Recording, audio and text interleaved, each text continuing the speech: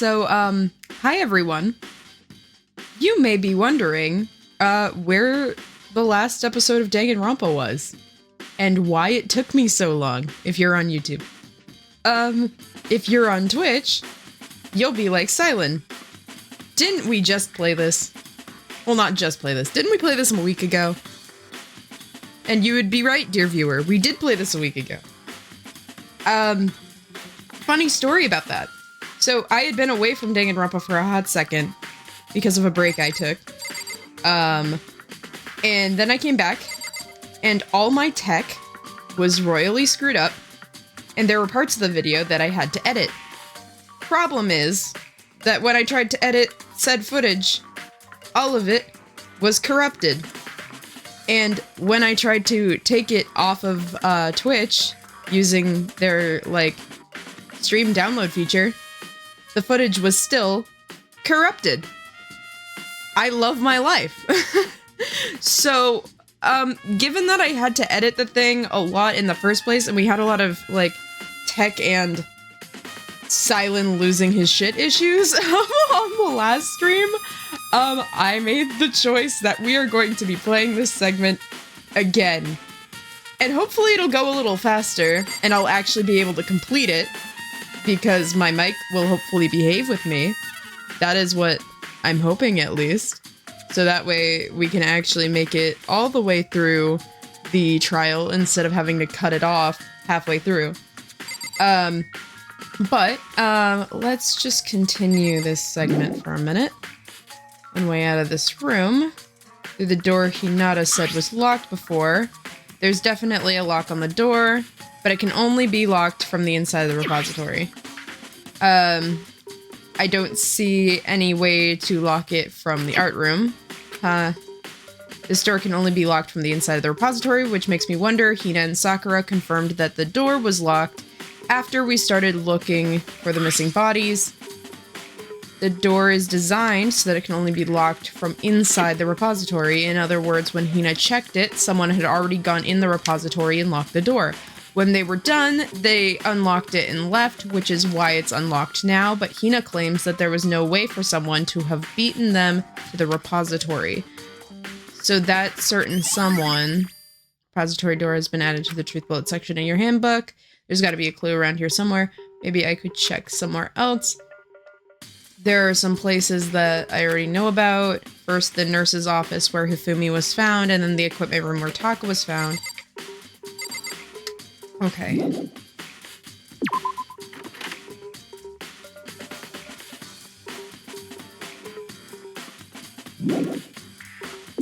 Do. Na. Again, the benefit of the fact that...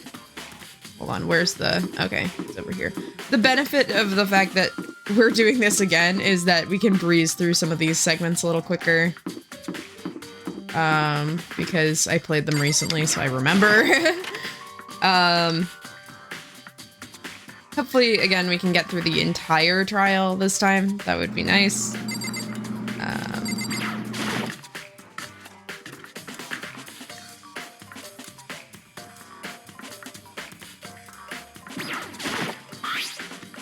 There's some kind of mark going through the pool of blood in the middle of the room, and that reminds me about the dolly in the repository. There was blood on the tire.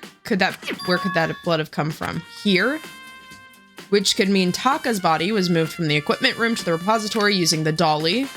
Both the rooms are on the 3rd floor, so that could definitely have been possible. Equipment room blood stains are in the truth bullet section of the handbook. But even if the dolly was used to move Taka's body, what about Hifumi? Hifumi's body was in the nurse's office on the 1st floor. Even with a dolly, there's no way he could get up to the 3rd floor. That's still a total mystery. I was sleeping right here when the killer carried away the body. What? I'm still super pissed I missed out on the ultimately rare event. Okay. Yeah. Justice Hammer 4, the weapon that was used to kill Taka. The body moved, but the murder weapon was still left here. It's a tarp. I feel like I've seen it somewhere before, and just recently, too. Yeah, we're good. And now I think we're gonna go to the nurse's office. I think. Pretty sure. But that requires going down more stairs! Woo! Running to the stairs, because we're gonna go downstairs.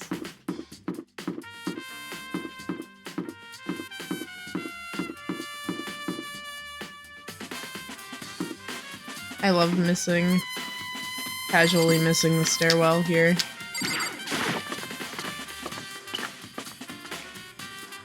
Who needs stairs when I could just jump down the floors, am I right?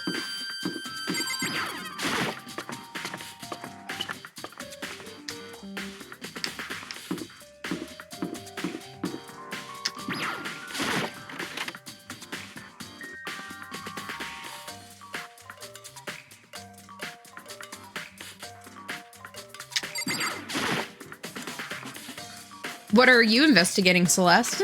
I am not investigating anything, precisely speaking. I am simply going around seeing if Hiro might be hiding somewhere. What about you? Oh, you know, I'm just checking this and that. The main thing on my mind is how someone could have moved Hifumi's body. See. How Hifumi was moved, eh? When it disappeared, you were supposed to be in the nurse's office, right? Indeed. Correct. Hina was not feeling well, so I stayed behind to look after her. But she seemed to be getting worse, so I took her to the bathroom. And when you got back, the body was gone? We could not have been gone for more than a minute or two, though. Yeah, Hina said the same thing. So then the killer was able to get in and move Hifumi's body in that short amount of time? It would seem so. To carry off someone as big as Hifumi in only a couple of minutes I can't think of anything less impossible. That's anything less than impossible. Celeste's account has been added to the Truth Bolt section of the handbook. Woo! Hammer. Justice Hammer 3, the one that was used to kill Hifumi. Someone moved the body but left the weapon behind. Anything else? Oh, okay. Just a normal trash can. Oh wait, there's something inside. It's too small to be a handkerchief. It's a glasses cleaning cloth, and it's some kind of cartoon character on it. It's also covered in blood. Oh. Did you find something? Yeah, there was a cleaning cloth in the trash can. A cleaning cloth?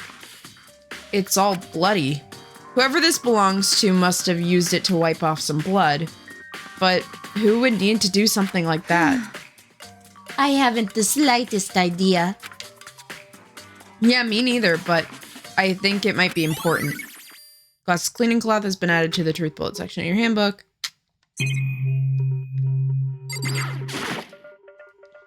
A refrigerator, I wonder if there's anything to drink inside. After everything I've been through, I'm totally parched, maybe just a quick peek. There's a bunch of blood packets in here for blood transfusions, I guess. It doesn't help me, though. I'm not a vampire.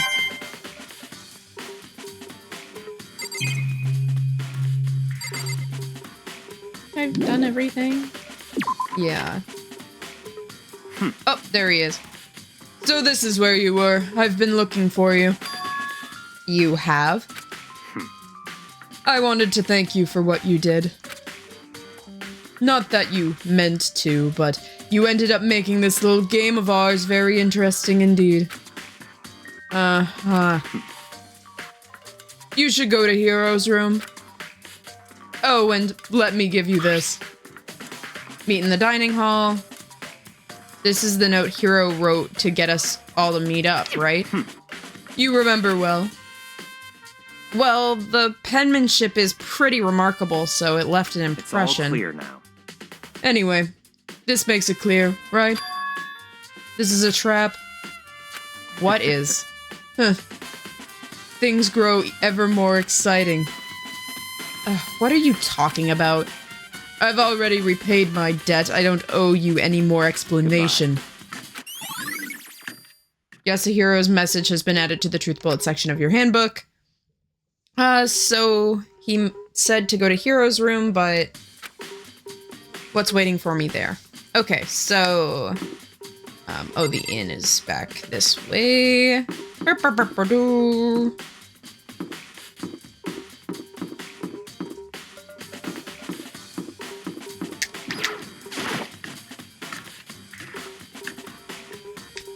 Okay.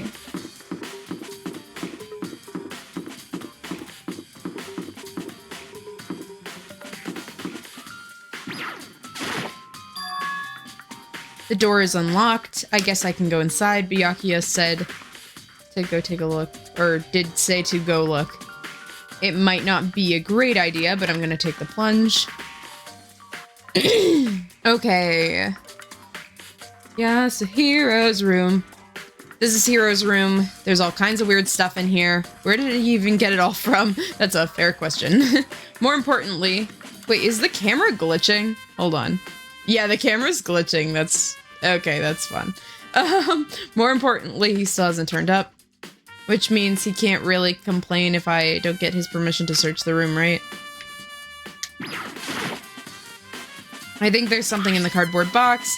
It's blueprints or something and made out of what looks like cardboard and plaster.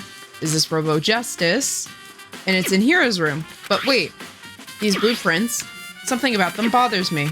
Huh. Robo Justice blueprints has been added to the truth bullet section of your handbook. The fact that this keeps glitching, or just, I'm pretty sure that's not on purpose. I don't know. I feel like this game is, I feel like this game is in more need of a remaster than I originally thought before I went in. I was like, oh, this... I'm like, oh. I mean, it does work fine. It's just, I think maybe some things are in need of that remaster. Soundlessly check the bathroom.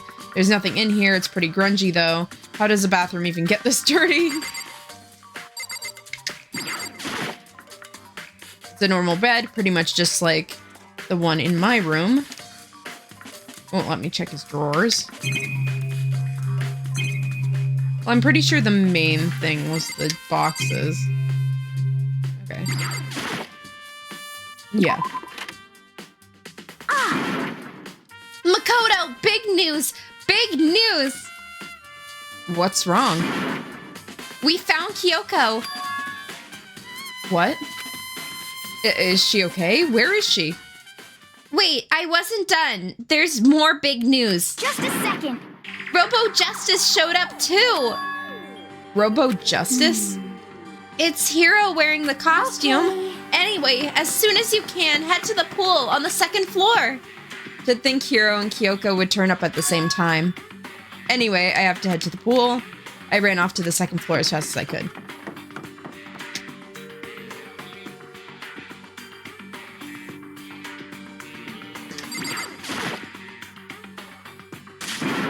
Kyoko and...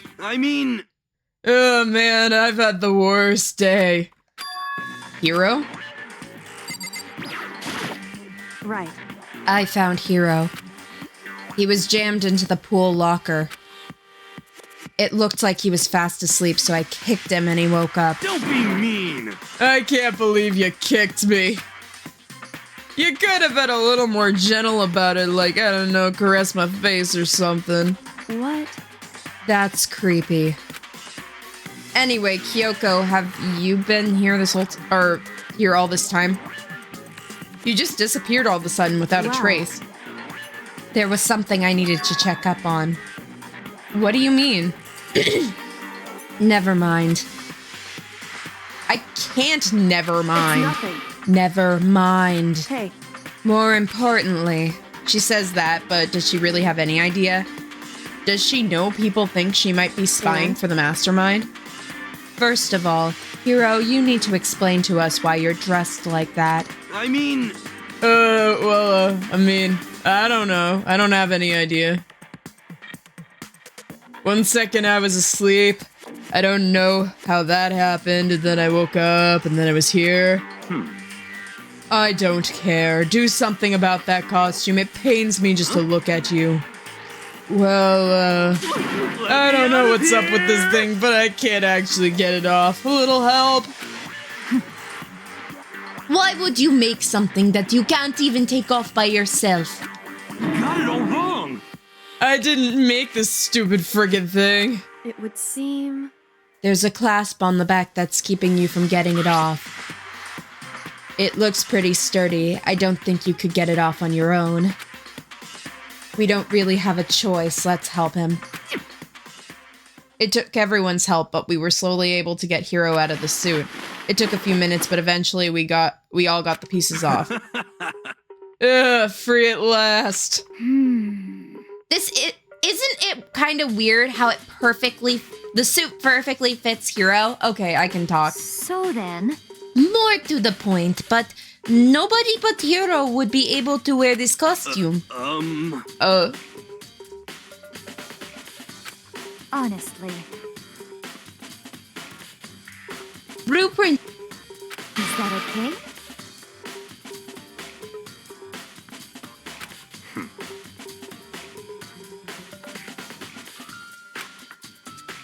Could it be... Who put this costume on and went around attacking everyone was Hiro. Shall we tie him up and gag him? Just the worst. Good idea. We wouldn't want him killing anybody else. Tie me up? Oh, wait, that's not a Hero line, that's Makoto. Hold on, guys. I think that's a little That's far. right. He may be a suspect, but he deserves fair treatment. Yeah, I mean, attacking blueprints. I have no idea what you guys are talking about. What the heck? You can't talk your way out of this. It's been decided you killed them. What? Kill who? I have no idea what you're talking about. There must be a fake hero running around. What are you saying? You're the only one who can wear this costume, so who else would possibly be the costumed attacker? How do you know I'm the only one? Maybe you could try it on for yourself before you convict me. Okay. Fine, if you're gonna be a jerk about it, I will. Without missing a bit... I'm assuming that says missing a beat. Hina started putting on the Rope of Justice costume. Huh. See? Look. See how loose it is? I mean, come on. I'm blind as a bat in here. Can't see my feet at all. I'm surprised you got anywhere in this thing. I'm telling you, it wasn't me. And not to mention, you totally can't bend at the waist. Seems like a pretty obvious oversight. That's not a very nice thing to say. I mean, it's not like I made it. I just got caught up in the moment. Well, either way, now we know for sure, right? I mean, it seems pretty clear that nobody but Hiro could have fit into this dumb costume. In a huff, Hina took the suit back off again. Ah. Well, now you're all out of excuses. Hydrating. Woo! No, see? It's 'cause you're a girl. If it were another guy, then... Makoto, go ahead. I think Makoto is the worst example. It's like, obviously characters like Makoto or Hifumi who have like wildly different body types wouldn't do it, but I mean, if Byakuya put it on, I'm just saying. Okay. Against my will, I picked up the pieces off the floor and tried putting them on. It's no good. The arms are too long, there's no way I can wear Just a this. second. See, I told you it was impossible. You're absolutely right. It seems the costume was made to fit Hiro's body exactly. But Then, there's another costume. They must have one that looks the same, but fits them. Honestly. If you insist on that line of defense, then show us some evidence. Evidence? Your claim is that there is another suit, yes? Then you must find it and show us. Well, what the heck? Just the worst. Who cares? Hiro is the only one without an alibi during this whole thing anyway. Terrible. Which is how we know it was him. what? I mean, is that really true? I have no idea what's happening. Could someone, like, tell me? The Robo Justice costume has been added to the Truth Bullet section of your handbook. She looks like she's lost in thought. I don't think she's in the mood to talk. I better leave her alone. What the heck? If you don't tell me what's going on, how am I supposed to understand? I think I figured that someone's been killed, right? Hey, Makoto, who was it? Well, 2 people were killed. Taka and Hifumi. What? 2 people? Just the worst. Why are you freaking out? You did it. I did not. Wait, hold on. If those 2 are the ones that were killed, that's it. I know who did it. You may as well tell us then. Taka and Hifumi were fighting over I'm at alter least ego, 30% right? Which means alter ego and Oichihiro must have done it. Correct. I see. That's unfortunate. Please. Unfortunate. Stop trying to trick us. Just admit you did it, okay? I'm telling you, you got it all wrong. Oh, so then. I know, that note. Note? Last night, someone slipped a weird note under my door. And here's what it said. I found a hole, maybe we could use it to escape. Monokuma can't find out, so don't tell anyone for now. Meet in the rec room at 1 a.m. But the last thing I remember is going to the rec room, and for some reason I fell asleep. Hey. The real killer probably drugged me or something. Just the worst. Not a chance. So, No, hold on. He could be onto something. The nurse's office did have chemicals that could do that. Wait, really? I told you. Someone's trying to set me up. A secret passage, a chance to escape. Someone wrote all that to trick me. Even if that's true, you must be one dumb fish to bite on every piece of bait that flows in front of you. Well, after being trapped for so long, even if you know it's a lie, you still gotta check, right? Ugh! They preyed on my desire to get out of here. They deceived me. I still don't Don't buy be it. mean. Well, you should buy it. just a second. Okay, then show us that note. With pleasure. I have it right here in my pocket. No way. Looks like I lost it. Yeah, sure. Please. You gotta believe me. I wouldn't hurt a fly. As said before, if you want us to believe you, you must produce evidence. Can you show us the note? I have no particular issue with your claim, but if you want us to believe you, you have to give us a reason. What the heck, for serious? Yasuhiro's account has been added to the Truth Bullet section of your handbook. Now then, shall we resume the investigation? There's no time to waste before the class trial begins. Why do we need to keep investigating? We already know who did it. Why? Why did you kill them? Tell us, Hiro. No, it's like I said. Just the worst. Was it really to get the money that Monokuma offered? Yeah, that must be it. You're totally broke, and that's why. Please. Wait, that's a false accusation. Someone help me! What are you saying? Just be thankful we haven't bound and gagged you. If you have time to yell and carry on, you have time to search for evidence, right? You're right. I need to look for this second suit in that note. Feet don't fail me now! I guess I better get back to guard duty. I was gonna ask Toko, Genocide Jack, to switch with me. But if she and Sakura got into a fight, we'd have a catastrophe on our hands. Well, bye. One by one, everyone peeled away. Do you have a second? Huh? I want you to help me with my investigation. It would seem. It looks like I got a late start on this one, so I need to make up I need to make up some lost ground. I don't know why that was so hard for me to read. Sure, I don't mind helping, but can you promise me something? Later, when we have time, will you tell me why you disappeared? Why is that? No. To reject me so simply. Anyway, I need your help. You don't mind, do you? Okay. Shall we go? Thanks. Now shall we? Hey, So, Makoto, first I'd like to examine the corpses. Examine the corpses? I can't believe I'm hearing that from a girl that's the same Correct. age as me. Dead bodies don't lie, you know. They tell the truth far more easily than the living. Hey. Would you agree? How am I supposed to answer? anyway. We have to hurry before the class trial begins again. Yeah, you're right. Okay then, show me where the bodies are. They're in the repository, then I guess we should look that way for now.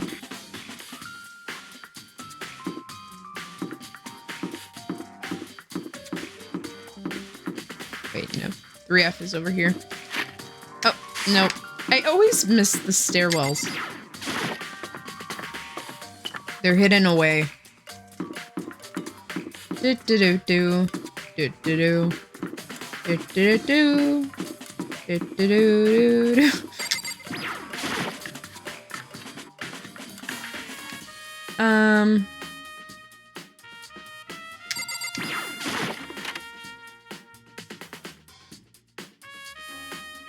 Hifumi. Taka. For a moment, Kyoko seemed to go rigid. But only for a moment. Then, Well then, let's get started. She crouched down next to Taka without hesitation and began poking and prodding at I the knew bodies. The Monokuma file was right. They were killed using similar weapons. Her movements were smooth. She was so calm. Seeing how comfortable she was actually made me feel a little more comfortable. The biggest problem I have right now is how the killer was able to move Hifumi's massive corpse, from the nurse's office where he was discovered to here in the repository, all the way from the first floor to the third, and all without anyone noticing. I just can't see how that was possible.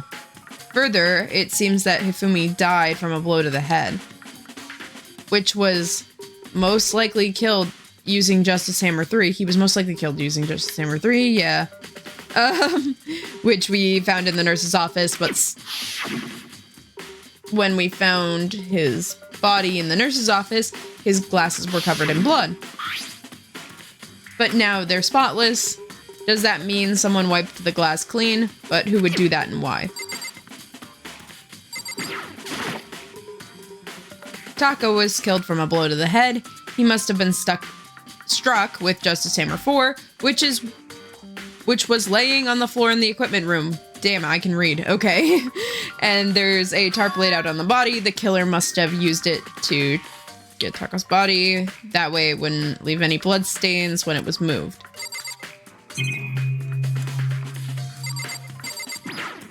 No. That's not what I wanted to talk about, but okay. Yeah, I know.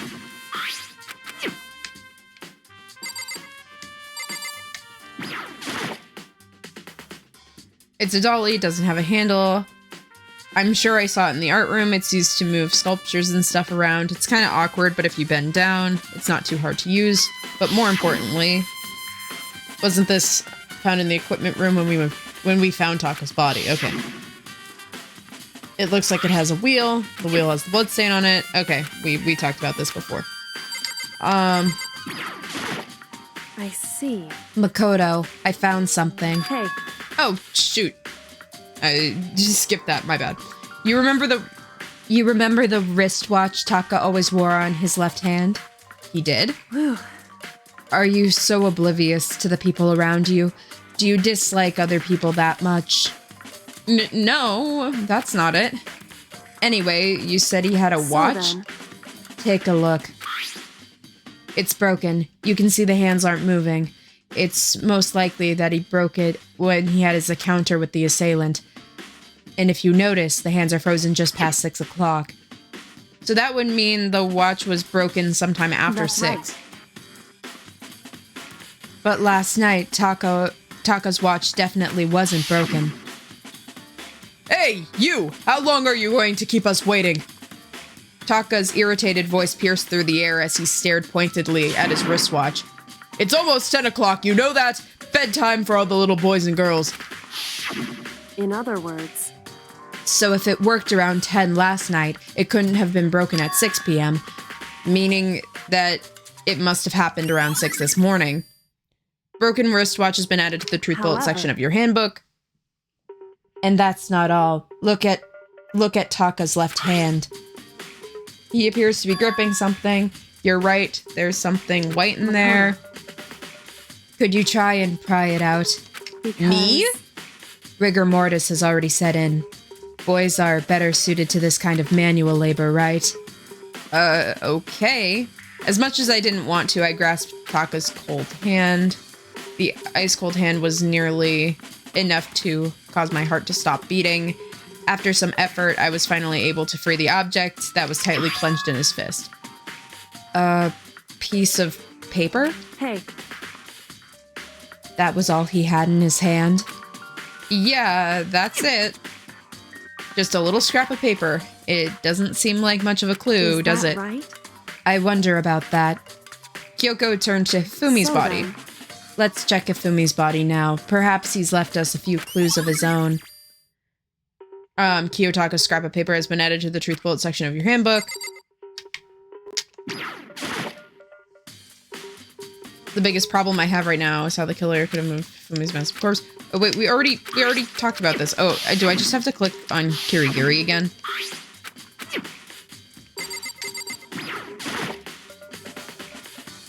So, Indeed. did you find anything? I did. More than I expected, to be honest. Look at this. A wad of That's paper? right. Hifumi had it hidden on him. Hidden? Indeed. He'd stuffed it in his pants, so I can only assume he hid it on purpose, you see. His pants? Wait, so you... Why is that?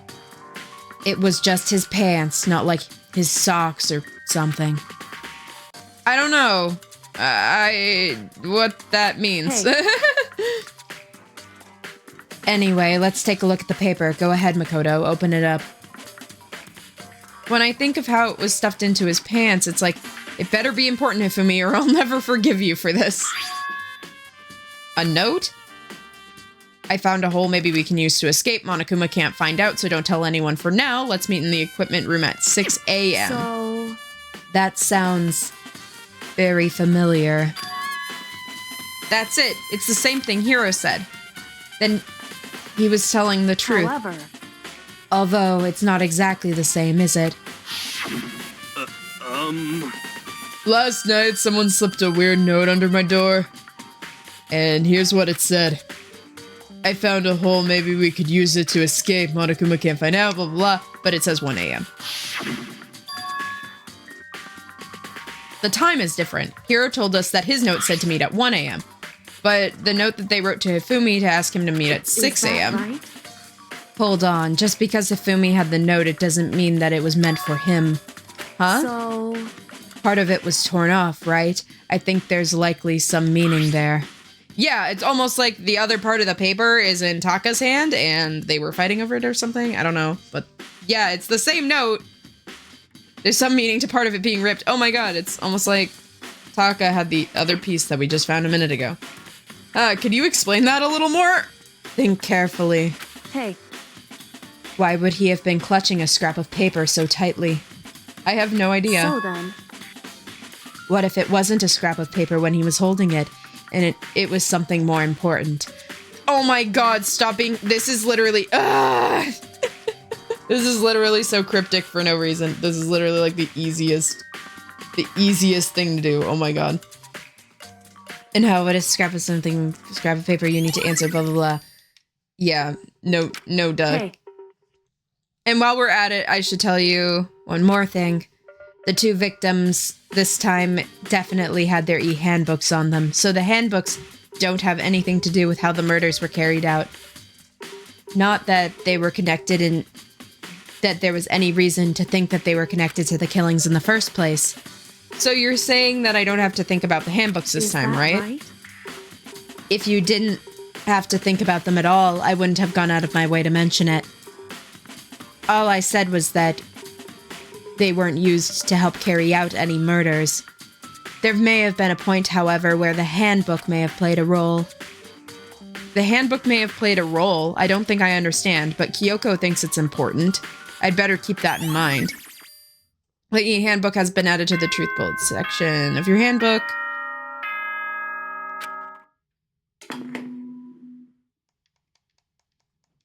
Are you excited? Oh, fuck Are off. you pumped like the bright burst of fireworks, like the flash of a soul clashing with life and death? And so, with no further ado, everyone please meet at the usual spot. Fuck you. Make your way to the red door on the first floor. Fuck you. Fuck you. Okay, cool. It would seem... Too bad these characters can't fast forward that in real life. It's unfortunate. I suppose this is where our investigation comes to an end. You'll have to figure out the rest yourself and come to the proper conclusion. You're acting as if you're so distant from this, Kirigiri. You would die. If we get this wrong, you die. Like, this kind of sucks for you, girl. Like, you're like, you have to figure this out. You have to figure out this murder case. And it's like, no, Kirigiri, we do. We, all of us, collectively, you jackass. Yeah, you're right. Shall we go? Well, we better get going. Okay. You lurky dorky high seals. Hi. Thank you for coming and lurking. You were here for the last time we played this. We're playing it again because my footage got corrupted. I'm a genius like that. Everyone heard Monokuma's proclamation and they were gathered at the red door. And as soon as they were all there... Monokuma appears! He's multiplied? Wrong. No, not multiplication. It just looks that way because of an illusion. I'm moving so fast it only looks like I've multiplied. Can't you all tell which one is the real Monokuma? No, we can't. This isn't Double Team from Pokemon. Salutations. And thank you for the redeem for the hydrate. I'll drink some water now. But it's low-key good that we're re-recording this because it means that I can hopefully blow through the whole class trial this time. Instead of having to stop because my microphone stopped working. So, that'll be fine. Can we just get on the elevator already? Boy, tough crowd. You're not playing along. Stop talking. We're not here to play with you. Okay. Okay, fine. Hey! Then if everyone's here and ready to go, please board the pain train elevator. I'll see you guys down there. Let's go. Okay then, shall we? Please! Hold on, I'm not mentally prepared yet. What the heck? You'll never be mentally prepared. You can't run away anymore, Hero. You're gonna pay for your sins. What the heck? I already told you I didn't do it for serious. That reminds me, did you ever find the other costume or the note? No, but, How unfortunate. Then it would seem we have our culprit. Hey, This isn't the place to talk about it. Save your accusations for when we get to the courtroom. That's right. She's right. Let's get down there first, then the story can really begin. Yeah, that's a good idea. That's right. I have to do it. I can't let whoever killed Tafumi and Taka get away with it. For everyone who's still alive, and for the two that lost their lives. I'm sad we're missing Taka. He was very entertaining. The one who killed Hifumi and Taka, the one who killed two of our friends, the killer is someone right here. I took a last breath, exhaled slowly, and began to walk towards the elevator. Once everyone was aboard, the doors closed on their own and the steel box began to move.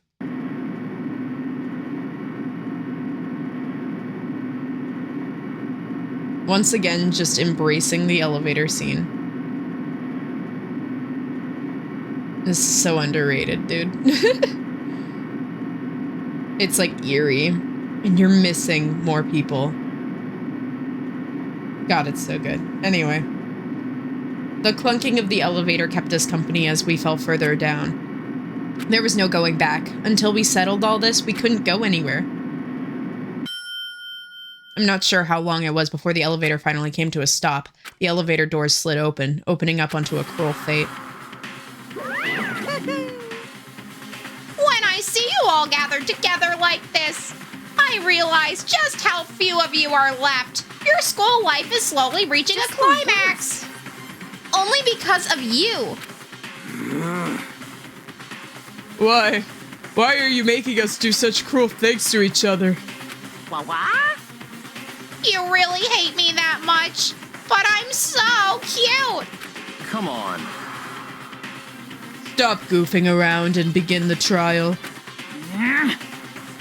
Soup. Exotic Eskimo says soup. Yeah, sure. Don't rush me. Of course I'm gonna start it. I would never be like, stay tuned for this action-packed class trial after this commercial break.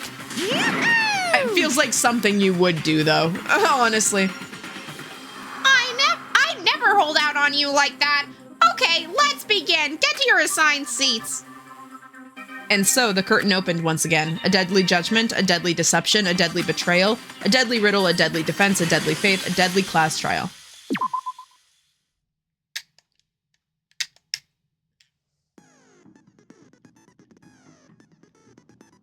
I think we're all good.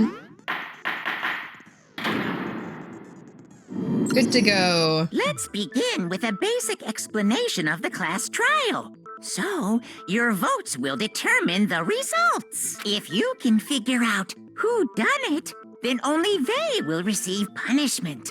But if you pick the wrong one, then I'll punish everyone besides the blackened, and the one that deceived everyone else will graduate. Now then, to begin with... We already know who did it. Was that? It was Hiro. He does not have an alibi for when the murders took place, and we found him in that suit. Don't try and deny it. You killed them. I didn't. Someone knocked me out. I was asleep the whole time. I don't know anything about it. Shut your murdering mouth, murderer! Who are you calling a murderer? I am sorry to say, Hiro, but we do have evidence. Blueprints for the suit. Parts we assume were used to build it, and all of it was found in your room. You have to admit, the evidence is quite compelling. It points to you as having created the suit and wearing it while committing crime after crime. How many times do I have to tell you? I don't know. I don't know.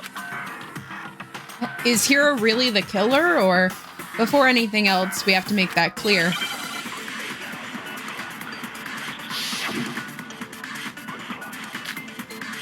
I'm not gonna say who did it on stream. I do know who did it. Everything we found in your room. The blueprints, the suit part, the QR, the code. I don't know. It's not true. It's a good... Hiro, why? No! Just hold on a second. I do know who done it, but Everything we found in your room. The blueprints, the suit parts, they are all proof enough that you are the fuck. culprit. I keep missing it. It's not That's fine. true. It's... Hiro, why? No! I love just this hold on franchise a lot. second. But I haven't. Everything we found in your room. The blueprints, the suit parts, No, they are no, all let me proof that you shoot are things. the culprit. Whatever. It's not true. It's... Hiro, why? No! Just We'll just skip it hold on a again. That's second. fine. I'll get there, I swear. Everything we found in your the blueprints, the suit parts, they are all proof that you are the culprit. It's not true. It's... Hiro, why? No! Like I said Just before, hold on a second. I've only claimed to like this game, not that I'm good at it. Everything we found in the blueprints, the suit parts, Oh, thank God. Okay. No, it's wrong.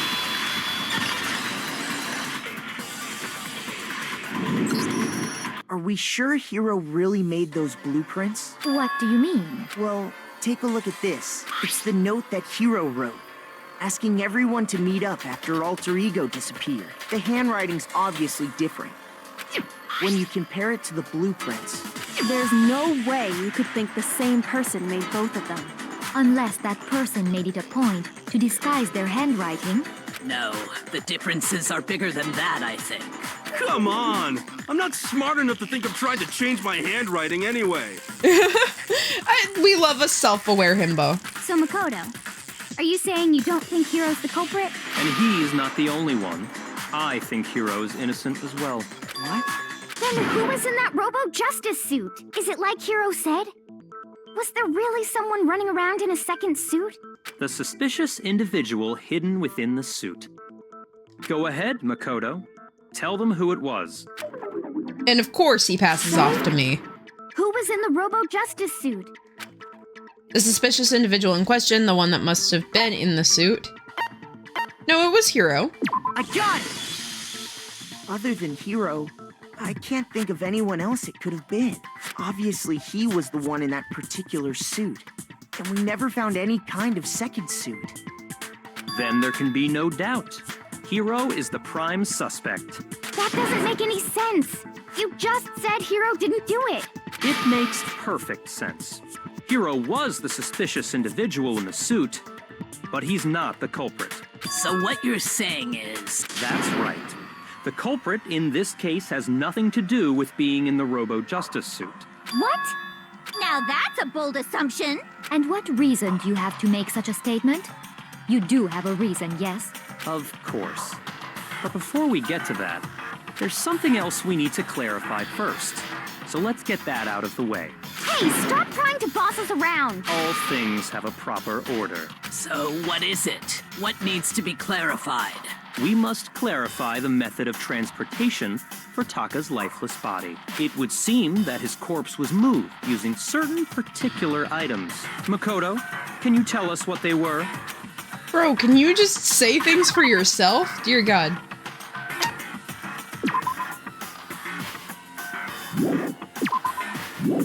Oh, come on. There we go. There's still one more thing. Thing that were used to move Taka's lifeless body, blue tarp, and the dolly.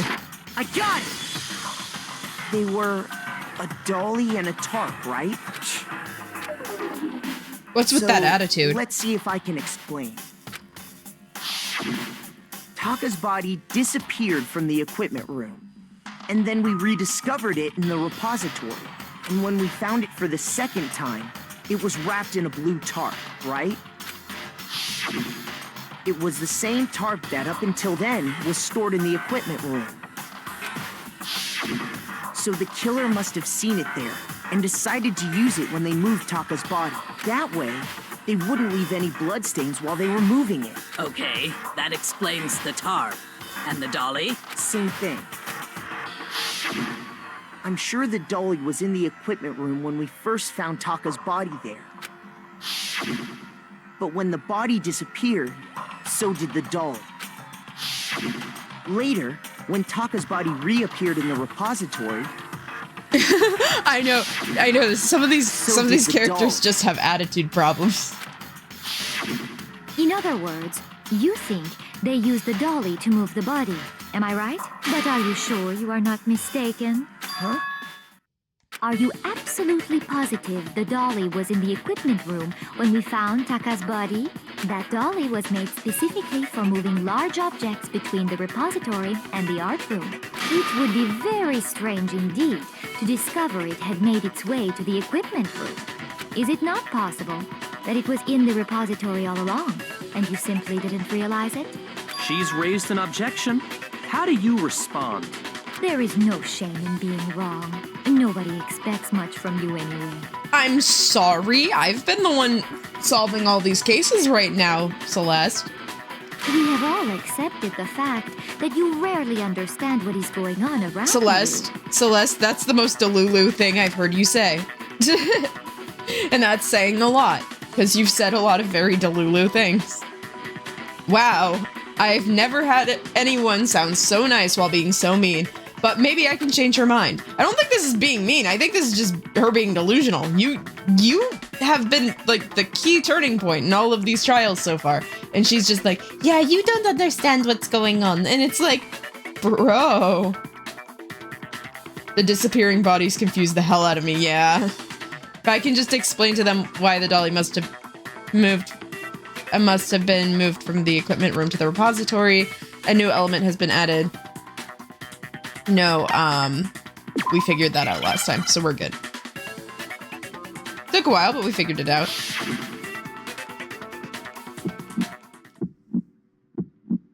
You have it wrong. I cannot agree. You are a fool. Oh, crap. Hold on, my computer totally malfunctioned while I'm trying to do that. Do your worst. Away with you. You miserable wretch. I cannot agree. You are a fool. Lies will get you nowhere. Do your worst, you miserable wretch. You have it wrong. I cannot agree. You are a fool. So pathetic. Lies will get you nowhere. Do your worst. Away with you. This minigame. You miserable wretch. I cannot agree. You are a fool. Lies will get you nowhere. Do your worst. You miserable wretch. You miserable wretch. You have it wrong. I cannot agree. You are a fool. So pathetic. Lies will get you nowhere. Okay, I think I'm screwing up again, so I might actually need... Oh wait, never mind. I'm doing it right. I cannot agree. This should prove it. Never mind, I did it right. I did it right. I have something resembling If you're asking common for sense proof a lot that of the dolly time. moved, I have it right here. When I found the dolly in the repository, one of the wheels had a blood stain on it. There was a pool of blood in the equipment room with a tire mark in it that matched the dolly wheel's tread. The killer probably rolled the dolly through the blood on accident as they wheeled the body out of the room. And as the blood dried on the tire, they moved the body into the repository. So there's my proof that the dolly was used to move Taka's body. So they didn't disappear, they just were wheeled away, more or less. Geez, does Celeste really hate me that much? Anyway, that was For just no something fucking we reason. had to get out of the way. Let's get back to the main subject. Yeah, the subject of how Robo Justice didn't do it. Because if it's not a killer robot, then what kind of robot is it? I'm not sure that really matters. I'd be happy to explain why the occupant of the suit couldn't possibly be the killer. If you look back on how the body was transported, it will become immediately obvious. If I look how the body was moved, it'll be clear why the person in the suit couldn't have done it. What does he mean by that?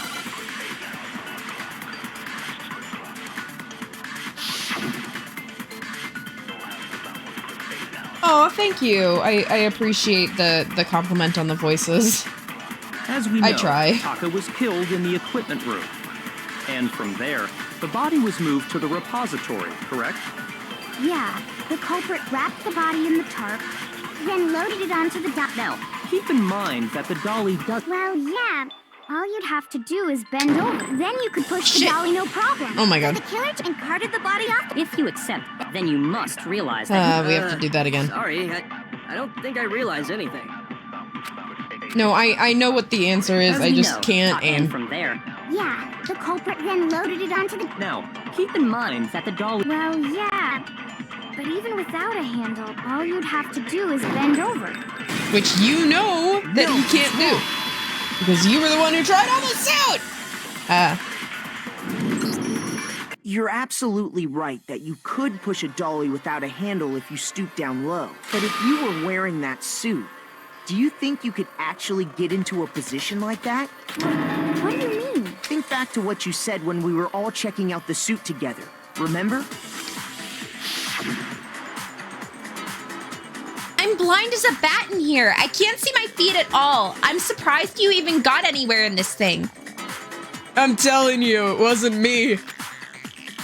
And not to mention, you totally can't bend over at the waist. It seems like a pretty obvious oversight. When you're in that suit, not only can you not see your feet, but you can't even bend at the waist. Am I right about that? Now that you mention it, yeah. It seems like it'd be awfully hard to push that dolly if you couldn't bend over. Well, what's to stop you from simply pushing the dolly with your feet? When you can't even see your feet? You really think someone could kick the dolly all that way?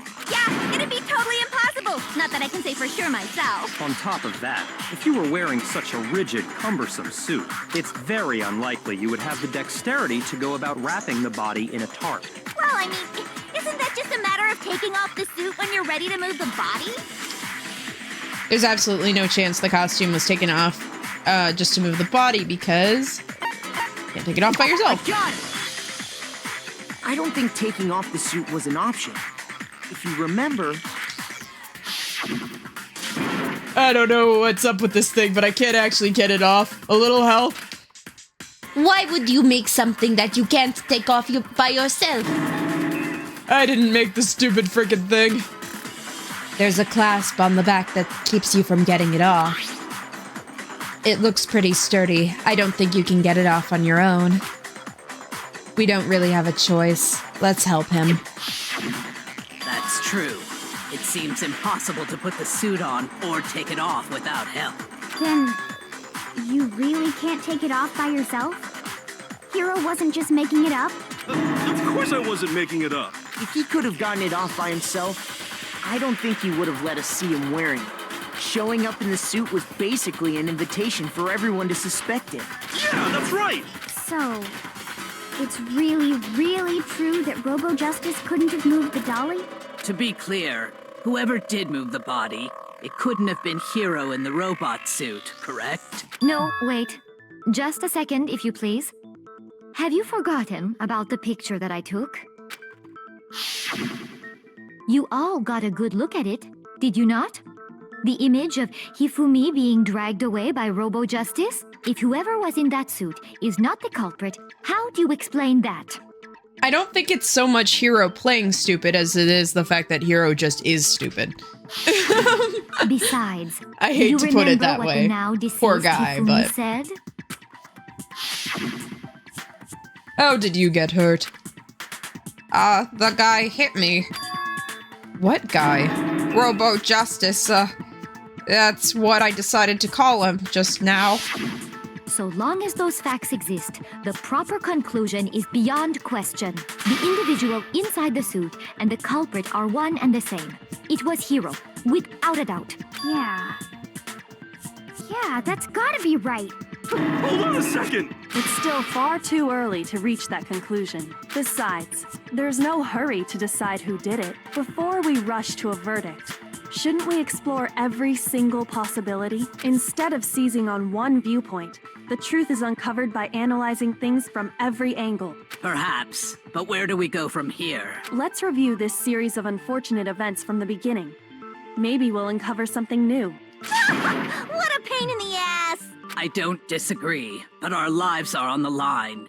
If this is what it takes, we have to do it. Plus, maybe we'll get to find out where the heck Kyoko was when everything went down. All right then, let's take another look back at what happened. I suppose we could start with this morning. 4 of us I feel like we've recapped these events a million times, but I guess we're doing it again. Kyoko, and myself. In fairness, this was the trial where we were all actually awake for a lot of what happened, so considering the player had to experience it and not experience other parts of it because other characters were absent, then maybe the million recaps we've done of this are worth it.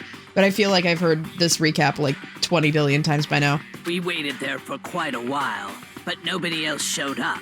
So we went to look for everyone. That was around 8 a.m. And as soon as we split up, Kyoko went missing. Soon after that, Hina found Celeste in the rec room and quickly came to get Makoto and me. It seems I was unconscious for about an hour after I was attacked by my mystery assailant. I know it was an hour because I remember being attacked a little after 7. That was when we saw Celeste's picture and discovered that her assailant had been wearing a strange costume. As it turns out, it was Robo-Justice. It also soon became clear that this same Robo-Justice had abducted Hifumi. We were soon joined in our search by Byakuya and Toko, and then went on to find Hifumi in the library. He was injured, so we took him to the nurse's office and resumed our search for the suspect. But not long after leaving the nurse's office... What's wrong? I saw a shadow. Someone moving around on top of the stairs. When Celeste told us that, we decided to split up and search the second floor. And soon after that, I saw someone moving around on the 3rd floor, and I yelled out to everyone as soon as I did. Celeste, what's wrong? That was rather intense scream for someone like you. I saw him, the strange costumed man. He ran off as soon as I screamed. I was blocking the stairs, so he headed further down into the hallway and disappeared. and then... What was that? It came from downstairs. It must have been... Hifumi? He's in the nurse's office. This is bad. Come on, we've got to go back. At that point, we decided to divide up into two groups. Celeste, Hina, and I went back to the nurse's office, while Sakura, Byakuya, and Toko chased after the suspect. When we got back to the nurse's office, we found Hifumi. And that's when we heard the body discovery announcement. Well, luckily we're still super early into the trial segment, so, you've got time to figure out what's going on. I left Celeste and Hina there and headed back to the 3rd floor to let the others know what had happened. Only one can live, yeah. Meanwhile, we had just discovered Taka's body in the equipment room. We must have found both bodies at almost exactly the same time. I think the key question here is, why are two people dead when you only need to kill one person to graduate? Because we heard the same announcement not long after we discovered his body. And that's when I told you guys about Hifumi. Then the three of us headed for the nurse's office. But right after we left the physics lab, we ran into Celeste, who'd arrived after us. And she told us something very surprising. Hifumi's body has disappeared. We rushed back to the nurse's office and saw that she was right. Then we remembered we'd left Toko passed out in the equipment room, so we hurried back again. This can't be what's happening. Are we all hallucinating? Are we hallucinating all of this or something? But when we got there, we discovered that now Taka's body had also gone missing. Next thing we knew, we were searching the school for 2 missing dead bodies. And after some time... Celeste informed us that she'd found the bodies, and we all headed to the repository, which is where we rediscovered the corpses. I think that about covers it. I see. The whole thing sounds exceptionally complicated. It certainly seems to me that these are not a simple series of connected events. Okay, well, if that's true, then what? Rather than a single series of events, I think we have to consider each murder a separate situation. And from there, we can uncover the contradictions surrounding all of them. Now then, let's get started, beginning with what happened to Taka. The contradictions hidden in what happened to Taka. In order to uncover the truth of the case, I have to find them no matter what. Do do do do do do do do do do do do do do do do. So, I wonder if, or perhaps it was... We already know what order they were killed. Taka came last. What makes you say? Because of the numbering of the... It's true that he flew while Taka's death. See? Oh yeah, we already... So, this was the one I think that I got tripped up on the first time. The order of the Justice Hammers does not matter. We already know what order they were killed in. Which I knew, but I didn't know I had to take this bullet and then shoot this. I assumed that I was gonna use the watch, but I can't actually change the truth bullets, which sucks, so... So, regarding, I wonder if, or perhaps it was... We already know what order they were killed in. Taka came last. What makes you say that? Because of the numbering of the Justice Hammers. It's true that Hifumi was while Taka's death. See? So it's obvious Taka came after. So, regarding I wonder if, or perhaps it was... We already know what order they were killed in. Taka came last. What makes you say... Because of the numbering of the Justice Hammers. It's true oh my god. While Taka's death. See? This is just a shooting issue. Taka came after. White noise be a bitch. So, regarding I wonder if, or perhaps it was... We already know what order they were killed. Taka came last. What makes you say that? Because of the numbering of the... No, shut up. Thank God. Okay. No, that's wrong. I would like to call myself out here for a minute. Last stream, that sequence took me 17 minutes when I was going through the editor. It took me 17 fucking minutes to figure out what I was supposed to be doing. If anything, that's just another way the killer tried to Instructions unclear. Cylen loses his shit. So you're saying the culprit wanted us to think the hammers were used in order, but in reality, Taka was killed before Hifumi? Okay then, let's see the proof. Evidence that proves that Taka was killed before Hifumi. The watch! Oh my god, the watch.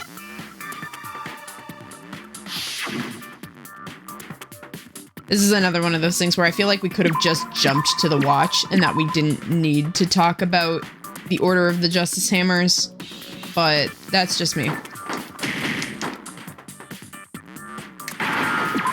Okay. R-I-S. I think you have to do these stupid things in order. A. C.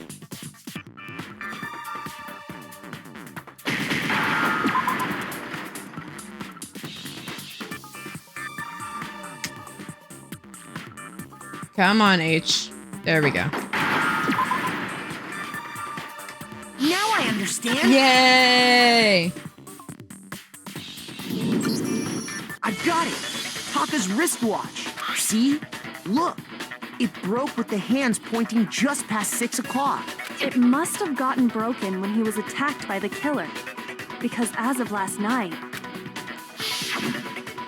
Hey, you! How long are you going to keep us waiting? I've only read this dialogue multiple times.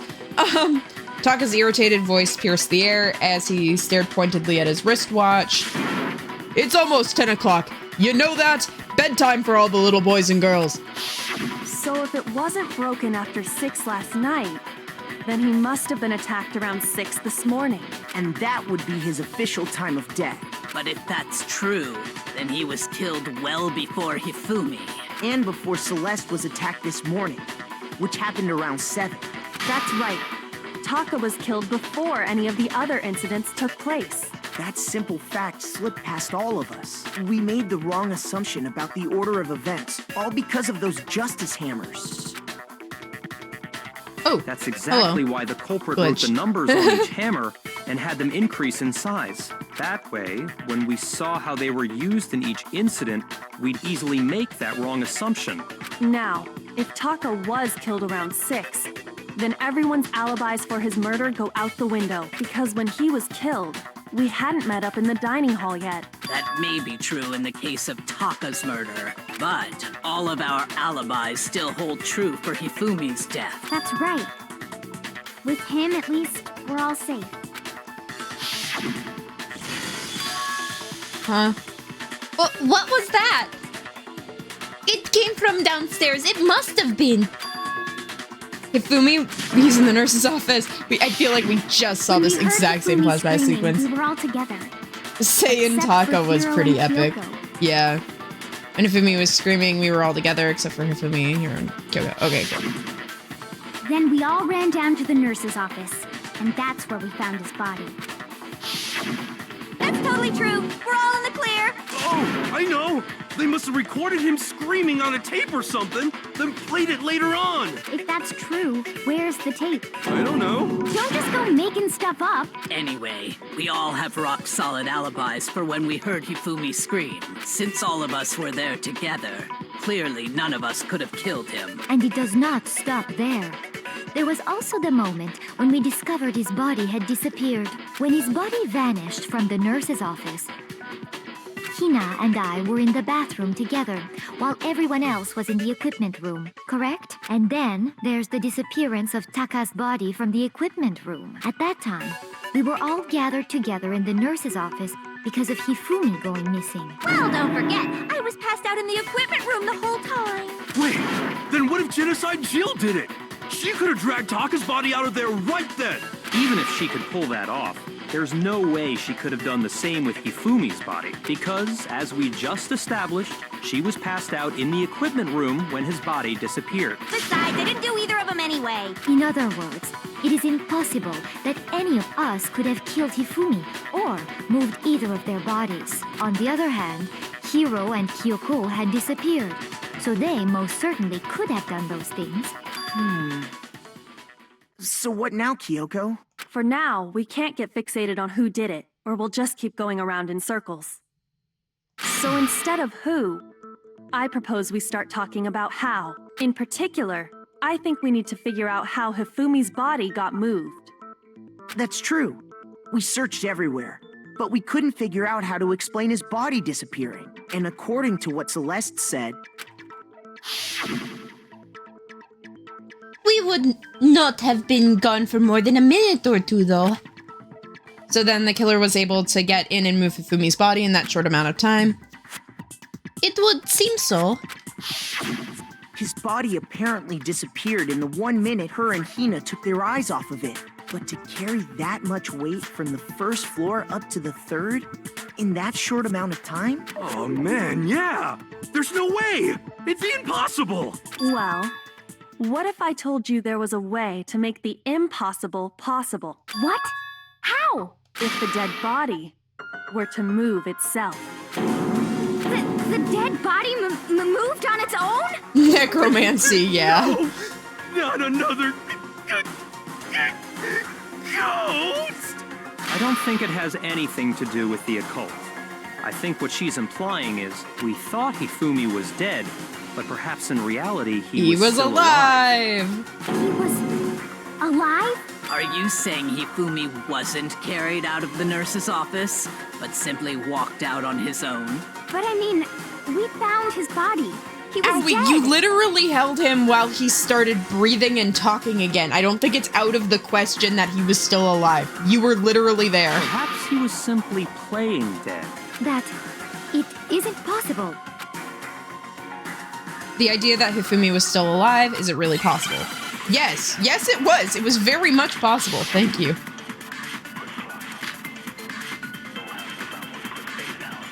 Are you saying that when we first there's a chance he was actually... No. Hifumi was dead, and you know that. Surely you heard the body. Hifumi's dead body had been found, and that is why the announcement. But are we really? Maybe the announcement was intended to signal someone else's discovery. Yeah.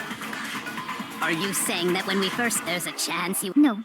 Hifumi was dead, and you know that. How? Surely you heard the body discovered. Hifumi's dead body had been found. Oh. Oof. That's my fault. Shoot! Oh, ooh! I'm on death's door here. Okay. Are you saying that when we first there's a chance he... No. Hifumi was dead, and you know that. Surely you heard the body discovered. Hifumi's dead, and that is why the... Are we really? Maybe the announcement was intended to signal someone else's discovery. Oh, shit. Okay. Wait, okay. I see what I'm supposed to do now. Never mind. They're gonna kill me, but that's fine.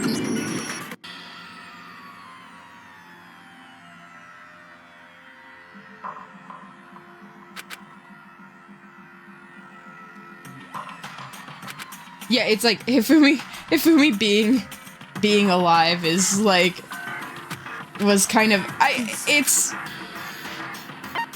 yeah, of course I'm gonna give it another shot. I refuse to give up yet. Like the fuck?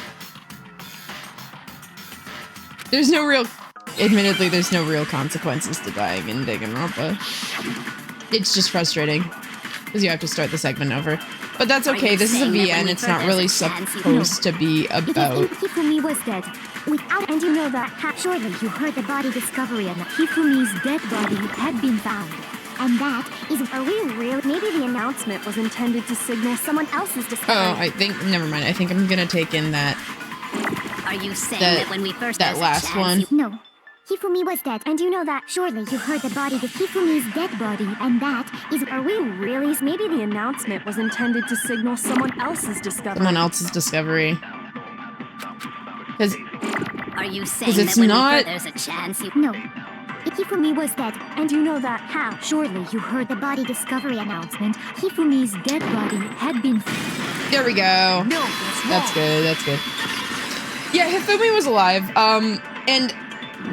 You know, was the body discovery announcement it's not that out of the question. Really to be honest, I'm surprised more people haven't tried to like fake their own death in Danganronpa just to see what the fuck happens. Because as we'll discover later down the line, he actually had a reason. Honestly, well, they did it one more time, but for like a gag, in V3. But. Honestly, kind of makes, low-key makes more sense for people to pretend they're dead to get away with shit more frequently. Of course it was. The announcement played right after we discovered his body. Maybe. But that was also the same time that Taka's body was found. That's right. It wasn't long after finding his body At least to just lead people on a wild goose chase, I feel like that would be a really interesting plotline. So there's a good chance we made a mistake in there somewhere. I think we've confused whether the announcement was for Hifumi or Taka. First of all, if 2 bodies had been found, there really should have been 2 announcements. Maybe Monokuma simply got lazy and rolled them together into one. What do you say, Monokuma? Any comment? Well, it's a very sensitive issue, so I can't go into too much detail. Yeah, you piece of shit, thank you. But what I can say about the body discovery announcement is that it's only broadcast when 3 or more people find a dead body for the first time. The body discovery announcement, it's not always accurate. Or sometimes it can throw you off. Because the whole rule with the body discovery announcement is, like he just said, it's like when 3 or more people find a dead body for the first time. So, sometimes if you're finding it by yourself, and then it immediately goes off, you're like, oh, 2 other unrelated people have already found it. Like that was, I think that was what happened with Chihiro, right? Because Togami was able to find Chihiro and screw around with the crime scene before the body discovery announcement went off because he was the only one who had found it other than the killer, so the body discovery announcement didn't alert everyone, you know? That didn't answer our question, man. We're asking if you're a lazy bum. No, actually, that was plenty. Huh? He said it's only broadcast when a body is discovered for the first time, which means even if we find the same body again later, he won't make the announcement again. If that's true, then why was the announcement made again later on? Huh? Later on? Exactly. We heard the body discovery announcement twice. Second body discovery announcement was played when we found each body in the nurse's office in the equipment room. Because when we were in the equipment room, Hifumi was actually dead. I got it! We heard this it a time, second Hifumi was in the actually dead. When we rediscovered the 2 bodies. I think a lot of players would look past that, to be honest. It didn't seem weird at the time, but it contradicts what Monokuma just told us, doesn't it? Exactly.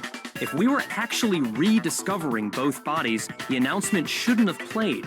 Then in reality, when the 2 dead bodies were rediscovered, one of them was actually being discovered for the first time. So, when we found Hifumi the first time in the nurse's office, he wasn't actually dead yet. Meaning he Which would wasn't actually explain found why he dead was until we literally came upon him in the talking. repository. And that's just part of it. There's one other thing that leads me to believe he was still alive. It wasn't in a the nurse's miracle. office. He was just alive. I know! Because he was super good at playing dead! Bada bing, bada boom! He wasn't, though. He literally... Oh my That god. is the worst logic I have ever heard. But honestly, I do not think there's anything that can prove he was still alive.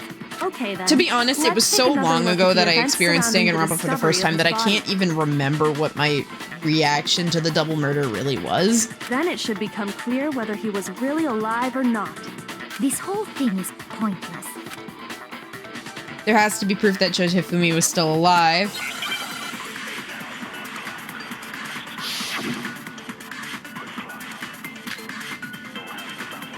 Well, here's one. The first time we found it, and then his body disappeared. And the next time it was in. But when you compare his body before, other than the change in how it was positioned, there was no notable difference. That's a lie. No. I think this one was the easiest one of the trial. That was there was a very noticeable there was one difference, clear Miss Celeste. between Hifumi in the nurse's office and the repository.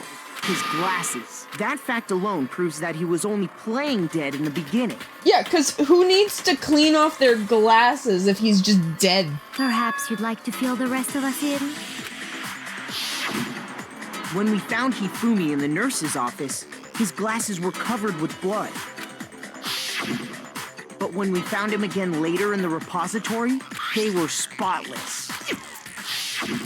And I found the item he used to wipe them clean in the nurse's office trash can. Evidence. Okay, this is also stupid. There we go. Yeah. I got it! It was a glasses cleaning cloth featuring a certain cartoon mascot. One look at the bloodstain on the cloth should make things clear. This piece of cloth was used to wipe Hifumi's glasses clean. And the mascot on the cloth is the same one that's on the digital camera, right? And whose digital camera was it? Hifumi's, of course. Yeah, and you could even say that the cloth was probably meant to clean the camera lens. The character was... That might be looking a little too... Princess Piggles. From That might be Human looking a Angel little too far into it, but Princess that could also just be why he had it. I highly doubt anyone but Hifumi would have brought something like this to school. I see your point. And the only people here who wear glasses are... I wouldn't be caught dead using a tacky piece of garbage like that. A few tissues is all I need to keep my glasses clean. Then there's no question. It belonged to Hifumi. So what you're saying is... What exactly? What I'm saying is, the blood on his glasses was wiped away using his own glasses cleaning cloth. Even if that is true, it does not mean he wiped the blood off himself. But who would benefit from a clean pair of glasses other than the glasses owner? That's a good point. And it must have been him, right? So let's assume that Hifumi was still alive in the nurse's office. He pretends to be dead. Then when he's alone, he wipes his glasses clean so he can see. Then he stands up and walks out on his own 2 feet. And with that, the impossible task of moving his copious corpse becomes possible, wouldn't you say? But then, if he was just pretending to be dead, what was with all that blood? Was it paint or something? No, we found blood packets in the fridge. The fridge in the nurse's office contains packs of blood for emergencies. He probably used one of those. He figured if he was gonna play dead, he should go all out, so he just dumped it everywhere! But he got crazy with it and had to wipe his glasses off when he was done! God, what an idiot! And if Hifumi was still alive at that point, the disappearance of Taka's body is easily explained. I'm surprised how we didn't notice when he was quote-unquote dead the first time that he didn't have any actual wounds and he just had blood packets all over him. It should be perfectly obvious who must have moved Taka's corpse. The one who moved Taka's body was... Hifumi. I got it! It could only have been Hifumi. While we were all gathered in the nurse's office, Clean glasses he is went such to an the underrated equipment clue. room Yeah. and took Taka's body. That also explains how the door to the repository got locked. The door was locked? Well, after the bodies disappeared, we all went looking for them, right? So me and Sakura headed for the repository. But when we got there, the door was locked. And the repository door can only be locked from the inside, which means when Hina and Sakura got to the repository, someone was already inside. And it could only have been Hifumi, who just finished stashing Taka's body there. He convinced us all he was dead, and when he saw his chance, he dragged Taka's body to the repository. So, Hifumi wasn't just another victim in this case. He was one of the assailants. But that means he took part in the murders. I just can't believe it. If you're having trouble, would you like me to show you one more piece of evidence? There's more? Oh, absolutely. The single biggest fact pointing to his involvement has yet to be revealed. You know what I'm talking about, right, Makoto? The item he took off of Taka's lifeless body? The thing that Hifumi stole from Taka, could it be?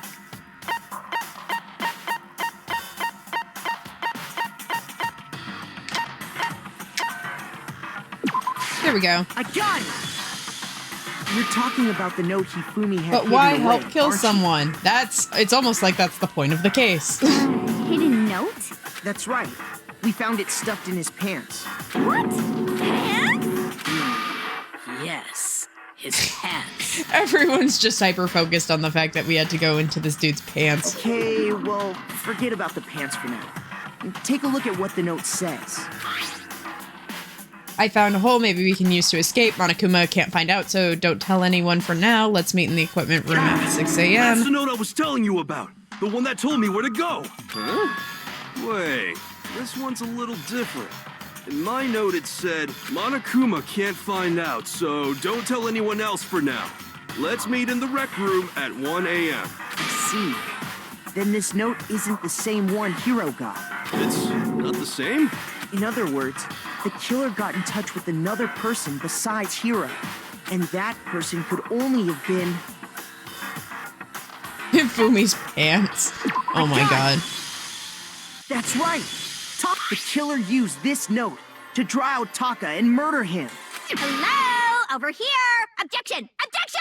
I don't really understand what's going on, but Hifumi had that letter, right? So whoever wrote it wasn't drawing out TikTok, they were drawing out Huffy! Just to be clear, TikTok is Taka these and names are Huffy is stupid. Hifumi, right? It's fun. Oh, yes!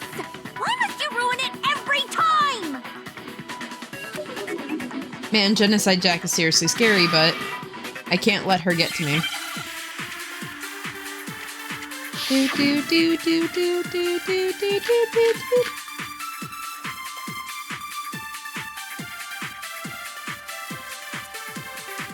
Huffy had the note, then the person it was must have been Huffy! But remember what the note said. What time did it say? 6 a.m. The time doesn't matter! The note has nothing to do with TikTok!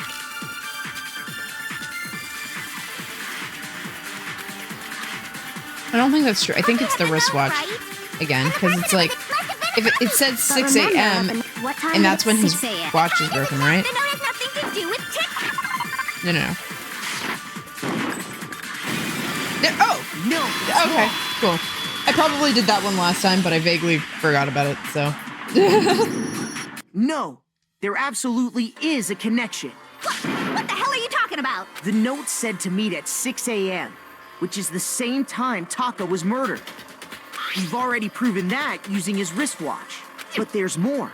Look where the note says to meet. The equipment room, right? Which is where Taka was killed. I see. So, Taka was murdered at both the time and place written in the note. I think that should be plenty to show that this note was definitely meant for Taka. Well, when you put it like that... No further objections! Then someone used that note to trick Taka. Just the same as me. The culprit really is a cold-blooded monster. Tell... But if they gave the note to Taka, what was Hifumi doing? Winning, yeah. Are you winning, son? Yeah. Most likely. Hifumi stole it off Taka's corpse after he died. Huh? He stole it? Where's your proof? Go ahead, show us. Proof that Hifumi stole it from Taka. This one is the stupidest and most easiest one. Like, why the fuck are they even talking about this? I got it! When I searched Taka's body, I saw that his lifeless hand was gripping a small scrap of paper. If I'm right about this, the sheet of paper this piece came from, I knew it! It fits perfectly with the note we found hidden on Hifumi. Then Taka's scrap and Hifumi's note. Yup, they're from the same piece of paper. Hifumi had the note meant for Taka, while Taka's corpse still grasped a small piece of that note. There's only one way to explain it. Taka died clutching the note. Hifumi tried to free the note from his death grip, leaving behind only one small scrap. Did I get all that right? That means Hifumi knew the note was important. Exactly. Which proves that he was an accomplice in the murder. Whoa. Yeah. After seeing all this, Hifumi was super involved in this whole thing for sure. In fact, he was behind the whole thing.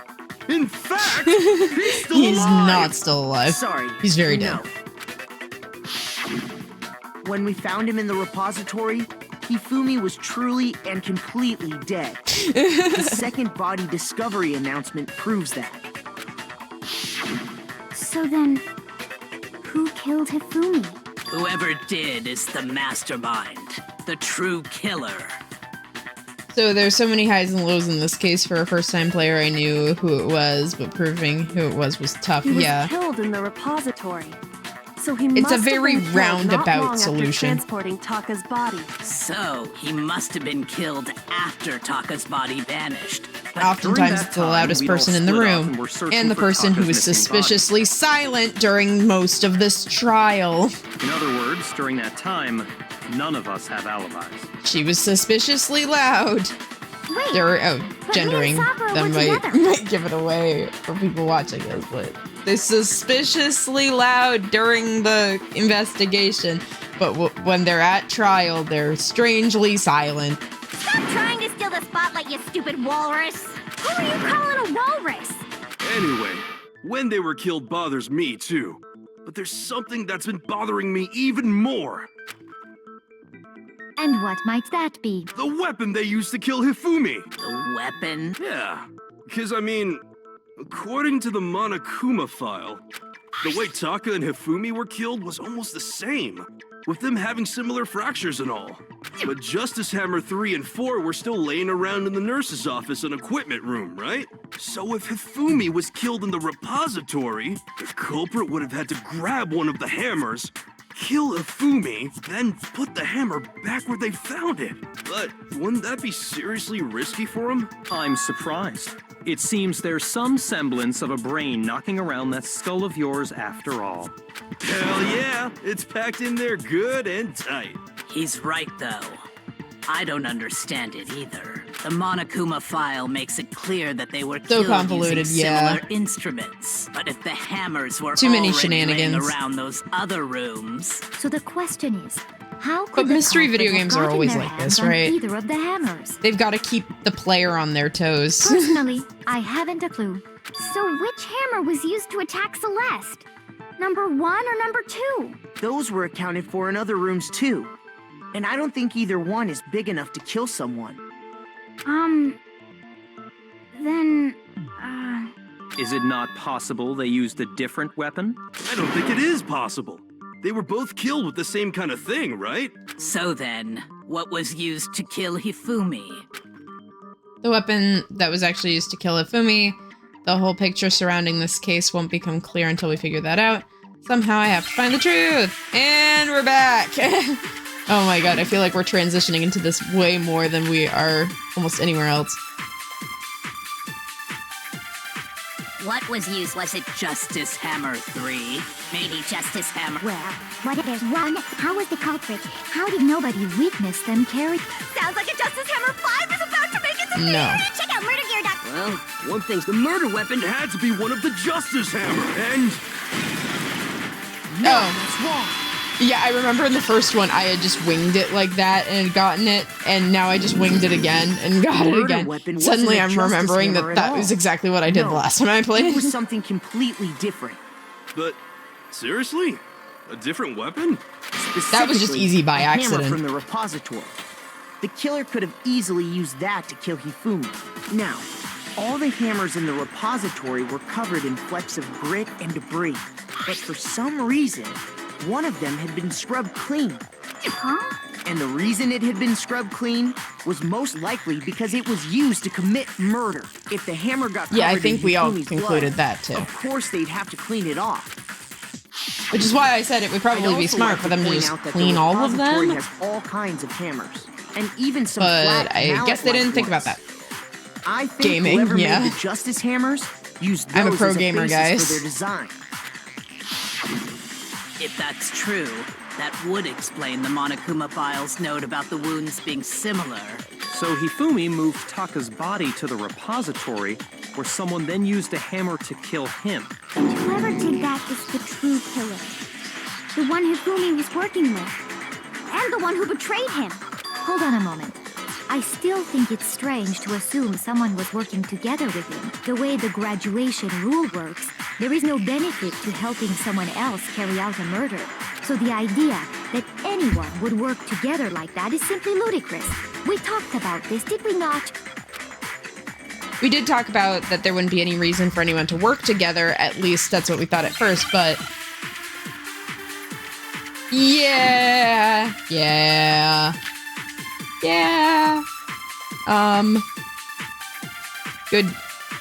Good ma'am. I think you know what's going on here. Out for us, even if more than one, only the one who actually carried out the... Assuming the rule holds true, it is simply impossible That's that not two true. people work together on. That's not true. That's how the rule was explained to us. But that only really... In this case, however, there were 2 murders. Wait. Based on the rules that have been... Even if more Wait, than no. one, only I the think one it's who the actually... 2 murders thing. Assuming the rule holds true. That is. But that only really... In this case, however, there were 2 murders. Based on the rules, even if more than one, only the one who actually carried out the... Assuming the rule holds true. It's just not impossible.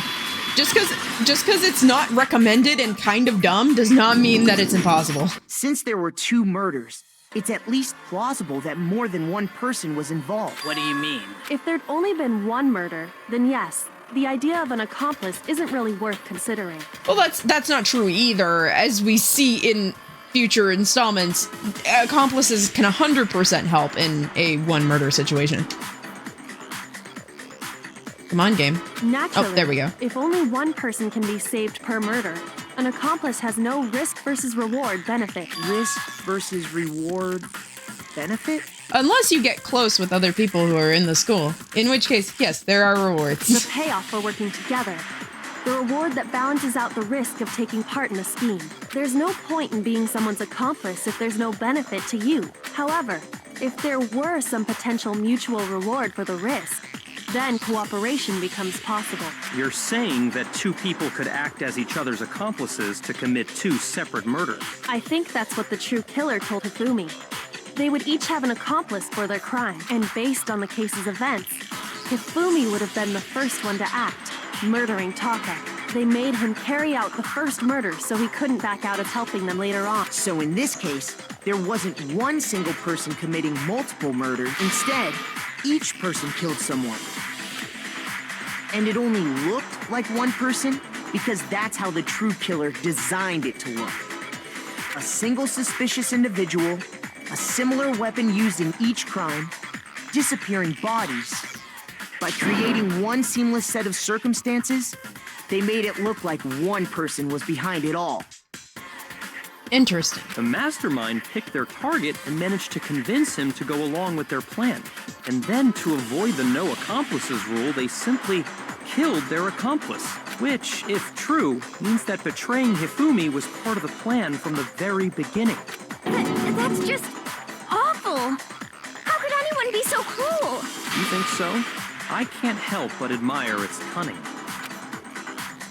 The effort made to convince 2 murders are the same. Main characteristics of the crime. Kyoko must have noticed that fact from the very beginning, which is why she said not to look at it as a series of connected events, but as separate incidents. Kyoko really is amazing, although when you think about it, she's almost too amazing. How about she just tells you this shit from the beginning? I get that it's a video game, but also, like, your lives are on the line here. I understand how an accomplice could be involved. But then, who was the one pulling Hifumi's strings? That's problem numero uno right now. The true killer manipulated Hifumi to carry out a number of actions and in the end murdered him. In debates up until now, the way the case has unfolded, when you consider all that, there's only really one person that seems to fit. Oh my gosh, it's almost like the one that Hifumi really cared about and was his, like, anime Here's waifu. my answer. It was Celeste. So I'm the suspicious individual now, am I? Yes. Yes, you are. Congratulations. I really do hate this kind of And joke. we are about to witness the most iconic lines for Celeste in this game. This is beautiful. A joke? I wonder. So what you are saying, then, is that I specifically chose to work together with Hifumi. The idea that I would choose to spend any amount of time interacting with him, that I would go within 10 feet of that Shit for brains, that lazy, worthless goddamn idiot! Woo!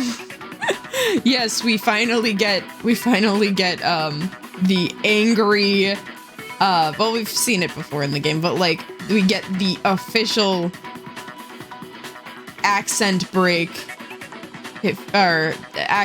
angry Celeste.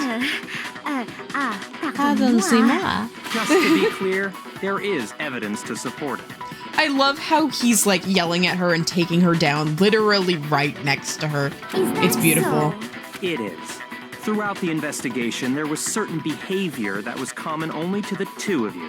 Considering what we've learned so far, it only further proves that the two of you were working together. Celestia Ludenberg.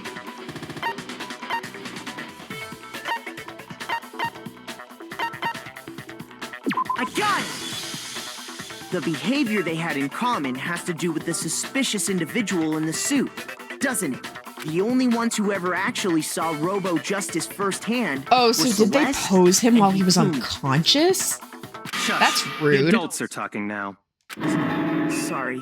Oh my god, rude. As he said, only Celeste and Hifumi ever laid eyes on the costumed individual. Makoto has been like the main guy, like giving you all the answers. You guys keep pushing these things onto him. You better be fucking grateful. If we accept that Hifumi was one of the culprits, we can't help but suspect what Celeste has said as well.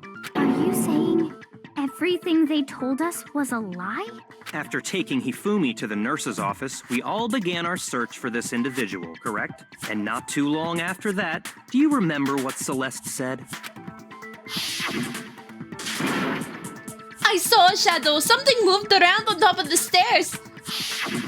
We headed to the second floor specifically because of what she claimed to have seen.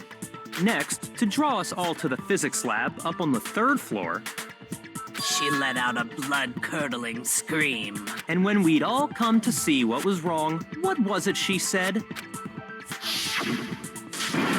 Celeste, what's wrong?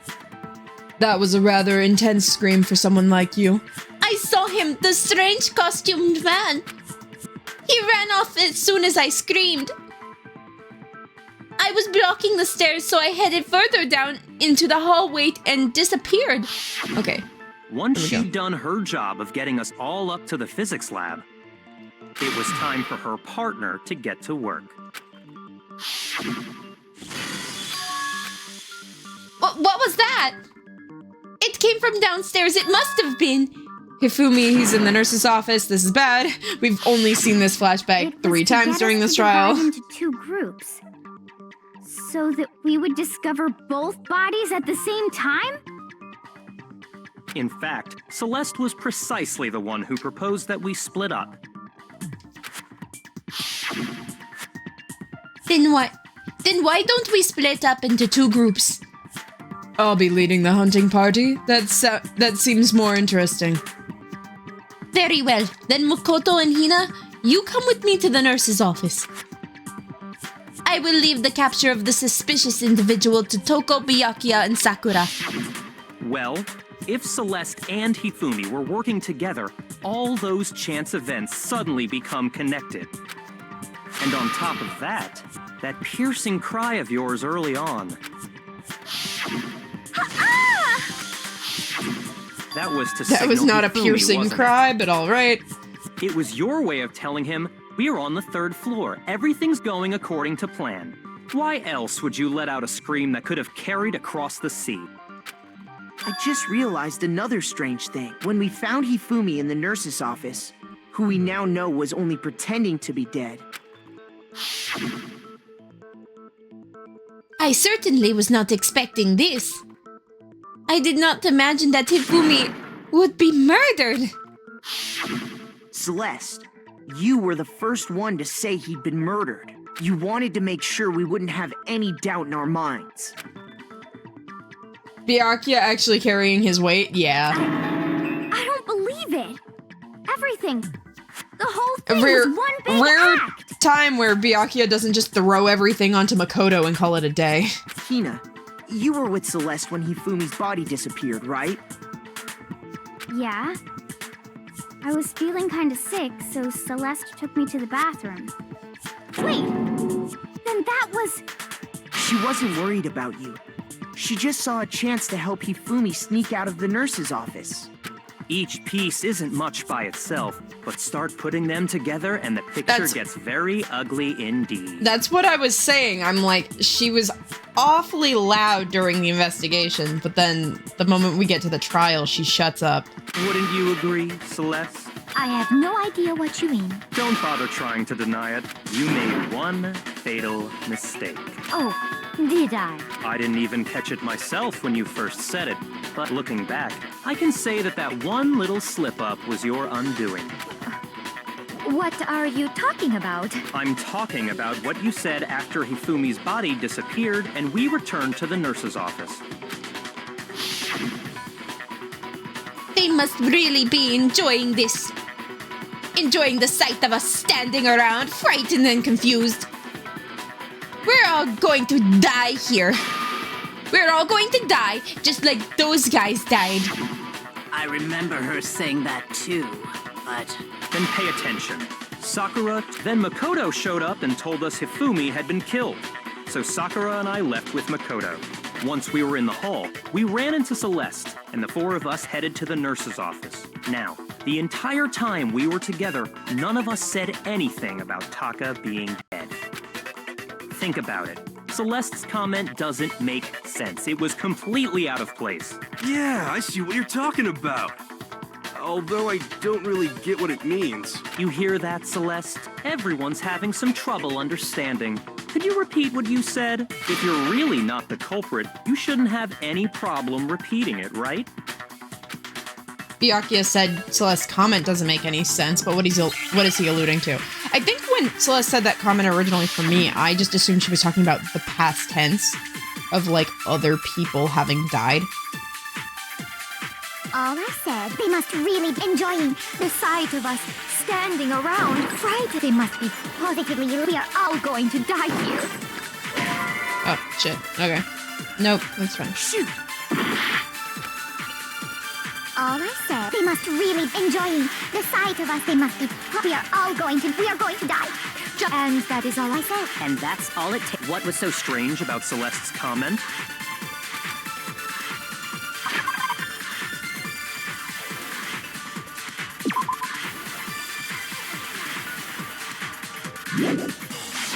All I said was, they must really be enjoying this. Enjoying the sight of us standing around, frightened and confused. They must be positive. We are all going to die here. We are going to die, just like those guys died. And that is all I said. And that's all it takes to finish this. What was so strange about Celeste's comment? Oh my god. All I said was, they must really be enjoying the sight of us. They must be positive. We are all going to die. We are going to die, just like those guys died. And that is all. At least she had the balls to restate her comment. Oh my god, I keep missing. Fuck. All I said was, they must really be enjoying this. Enjoying the sight of us. They must be. We are all going to die. We are going to die, just like those guys died. And that is all. And that's all it takes. What was so strange about Celeste's comment? Oh my god. What the fuck? Shoot! Hold on. All I said, they must really be enjoying the sight of us. They must be positive. We are going to die. Just like those guys died. What the fuck? Shoot! Like, I get what's going on here. All I'm just I having said trouble was- with how the truth bullets are supposed to They connect must to this. really be enjoying the sight of us standing around, frightened and confused. They must be positive. We are all going to die here. We are going to die, just like those guys died. And that is all I said. And that's all it takes to finish this. It's obvious, isn't it? What was so strange about Celeste's comment?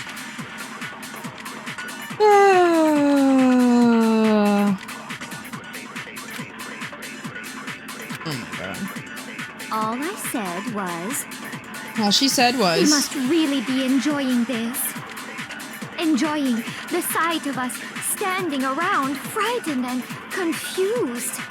They must be positively elated. We are all going to die. We are going to die.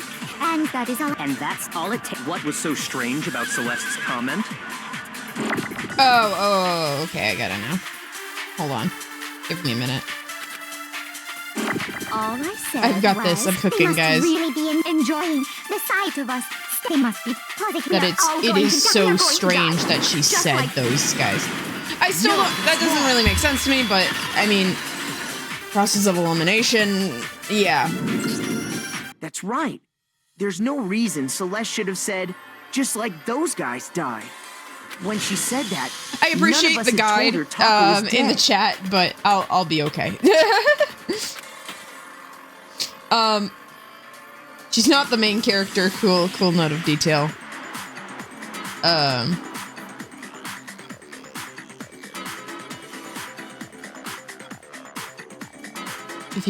She's trapped at this point. If you lie, you're kind of screwed. We didn't run into her until after we were but all I out feel in the like hall. most of the killers in these games just try to like scramble to like make themselves look better or lie to try to get away with it because they're desperate. She knows what she did, and she's not afraid to restate what she said. She's owning the fuck up There was never any here. chance for her to have seen his body in the equipment room for herself. So how did you know, Celeste? How did you know more than one person had been killed? And how did you know they were both guys? Because Kyoko had also disappeared, right? So she could have been dead too. You all have such vivid imaginations. You know that? Imaginations. You claim that I was lying when I told you about the suspicious person I saw. Then what about the picture I took? How do you explain You could this easily have picture just of the standed up costumed the villain robot. dragging Hifumi away? That's the most It has to be staged some photo kind of I've ever setup, seen in my right? life. So let's put the suit on, and then she used the camera's timer to set up the picture. Thank you for your V3 ass argument, You yes, are the hero. only one But who could have I possibly think there's an fit into easier that suit. explanation. Plus, I happen to know that this particular camera does not have a timer. In other words, it is an unassailable fact that this is a picture of Hifumi being dragged away. If everything I told you was a lie, how can this picture exist? Simple. Celeste, there we are several sure explanations that's for really this. A picture of the suspect dragging Hifumi away? What could you possibly mean by that? Surely there are other explanations than the one you've offered up. No, there is no other explanation. Celeste, even you know that's a shitty that's a shitty thing to say. You know that's not true.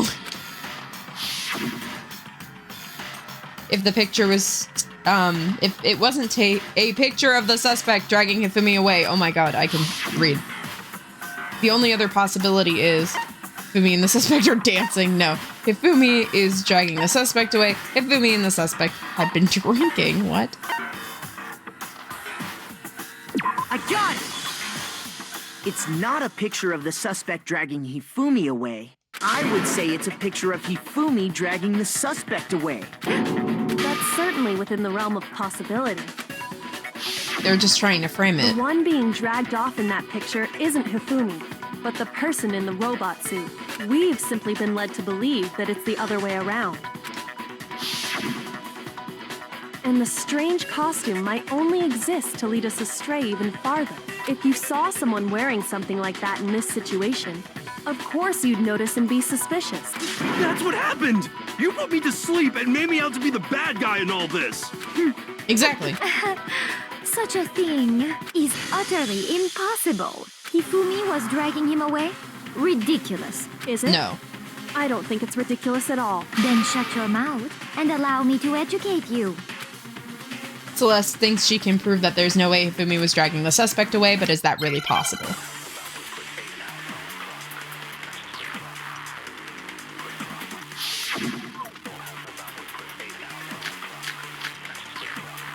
Okay, cool. You dressed me up in that... Then you just draped me across Hifumi and had him carry my weight. You tried to make me look like the bad guy. Like I said, as you can see in the picture, if the person inside the suit was there's no way they could stand up straight like that. Then the fortune-telling idiot... No way!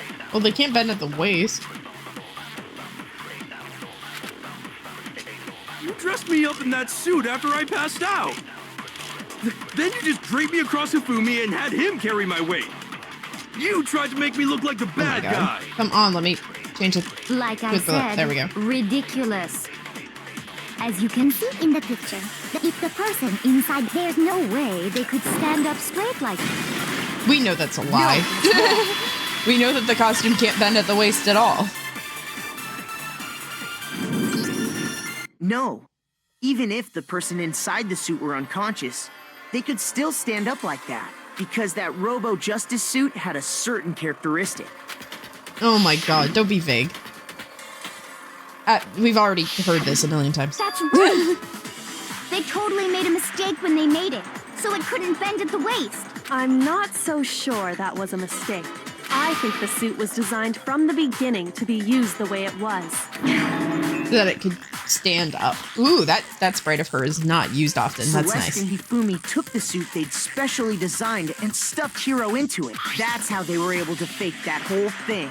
The point of it all was to make us believe whoever was in the suit was to blame. Red herring, yeah. Well then, I suppose this is checkmate. Checkmate? More iconic lines from Celestia Ludenberg.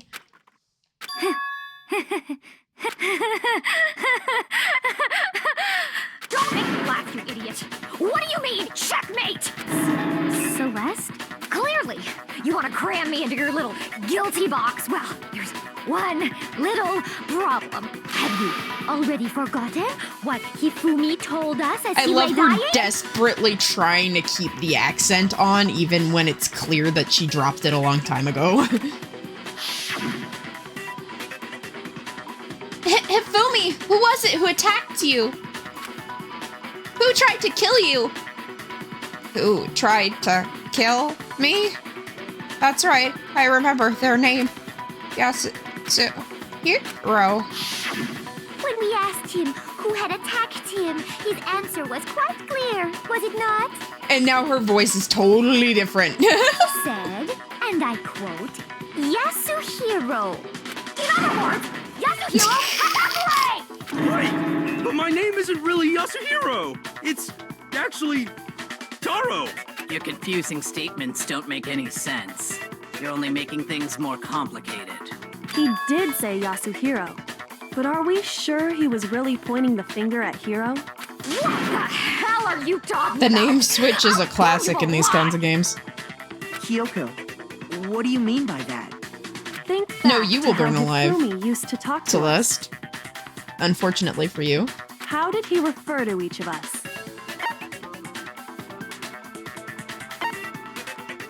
I got it! That's right, our last names. He called us all by our last names. So if Hifumi sorry. did Skip need that. to say Hiro's name, he would have said his last name, Hagakure. I'm sure it was just incidental. By chance, his first name. Indecent? Don't talk. Random chance. Now isn't that a I'm convenient sorry. explanation? That was really funny. That broke me. Don't talk. No, there's no reason to think he would have said the name any different than normal. but he must have run out of energy before he could say any more. So Hifumi was trying to tell us the last name of whoever killed him? But the name he said doesn't apply to anyone here. Well, no. Hold on. There's one person it could apply to, and that's Celeste. She never actually told us what her real name is. What did you just say? To think you'd take your false accusation so far, I don't know whether to laugh or spit! Okay, that first of all, beautiful voice acting on her part, but also that she is dropping the facade at this point. Like, she is so bad at coming up with reasons why it's not her. Come on! Enough with your idiotic blather! Yasuhiro is a loser's name! Do I look like a loser to you? Well, do I? What? I think I've earned the right to be a little on edge. Okay, then fill us in. She's trying so What's your hard. real name? Make sure your ear holes are wide open and listen up! My real name is Celestia Ludenberg. Could you please stop making me repeat myself over and over again? Celeste won't give up, so then I have something to make her accept it. Okay, there's also just the fact that I'm impressed she even ever let Hifumi know her name. I forget if there's like a reason, but dear Lord, that was her undoing. Don't do that! Don't reveal your secrets to random people! Hifumi was trying to tell us. He wanted us to know the killer's last name. If there's one person here who might have that last name. E-handbook, oh my god, okay. I didn't even think about that. How many times, Celestia Ludenberg! How long do you plan? I'm not pretending. And since you have no way to prove that's the only truth there is! Moron! We'll get there, hold on. Hifumi he wanted us to know the killer. If there's one person... It would have to be you, Celeste. How many times, Celestia Ludenberg! Remember, goddammit! I'm not pretending. And since you have no way to contradict me, that's the only truth there is! This will take a while, but that's fine. We know what we're doing. It's just gonna take a minute. Hifumi he wanted us to know the killers. If there's one person... It would have to be you, Celeste. How many times, Celestia Ludenberg! How long do you plan? I'm not pretending. And since you have no way to... There we go. No, that's wrong. Okay. Nice. That's it. The handbook. What? Anytime you turn your handbook on, it shows the owner's is name this what when it comes Kirigiri up, was getting right? at? That's so Monokuma funny. told us all about it before. This handbook is absolutely vital to a healthy school life, so don't lose it. When you start it up, it will display your name. Always make sure you have the right one.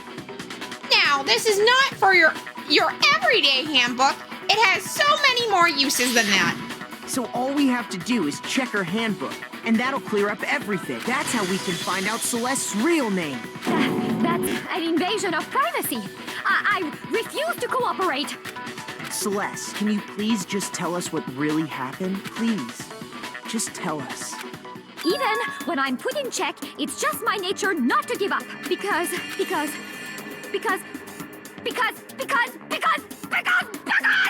until the game's over, you never know what might happen. Fine then. Let me settle it. Let me go over the case again, from the beginning, and shed light on all your crimes. And that'll bring everything to an end. Stupid comic panels. I don't know why I find these the hardest in the game, but I can just never organize them correctly. Okay. I'm just gonna tab through the whole thing.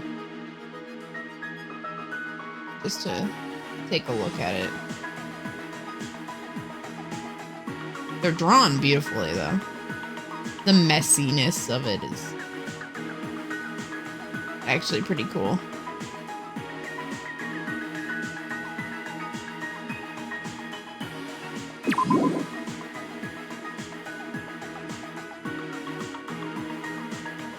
I always forget in the comic panels how I look through the other... Well, I'm assuming this is this, regardless.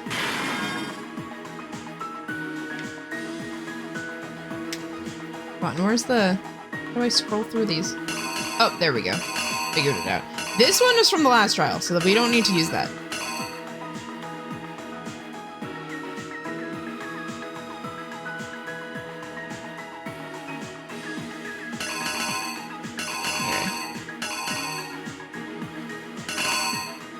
That one's from trial 1, so we're not using that either.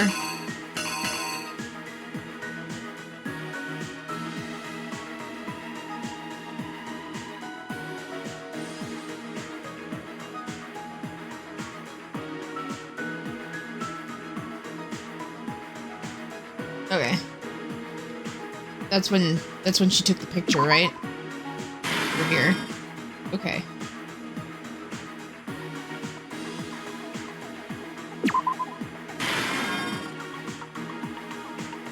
Oh, wait. Yeah, showed them the picture. Nurse's office. Spread the blood around.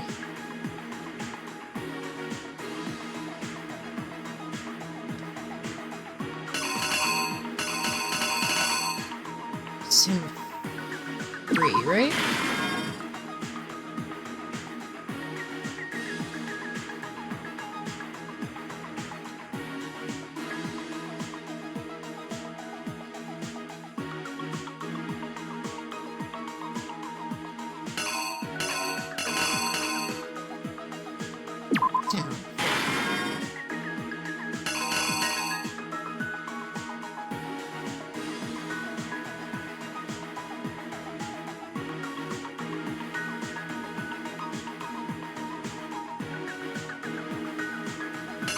Da da da da.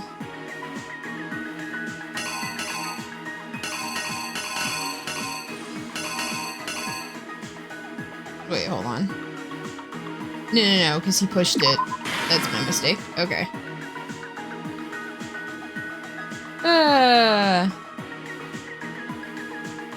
This is boring. I apologize. I need to concentrate, and I'm like, what? What the fuck is going on?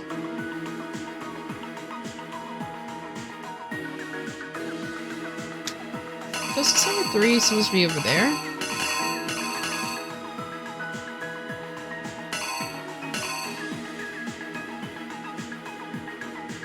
Justice number 4.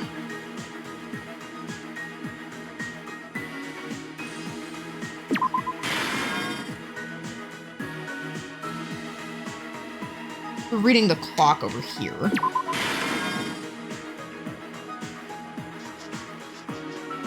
Oh wait, no, that says 1. So we're not reading the clock over there. That would be here.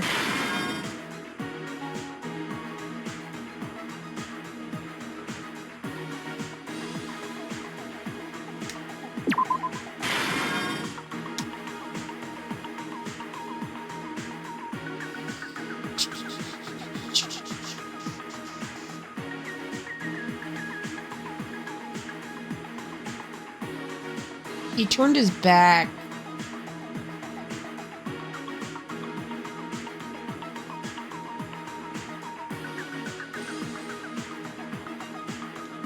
Oh, wow. Okay. Okay, the wristwatch was what he was looking at a minute ago. So I have to scoot all the way back. Put the wristwatch over here.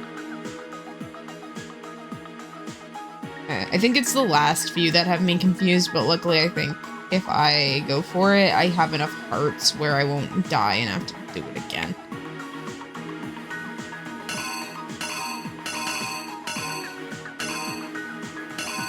It's number 2.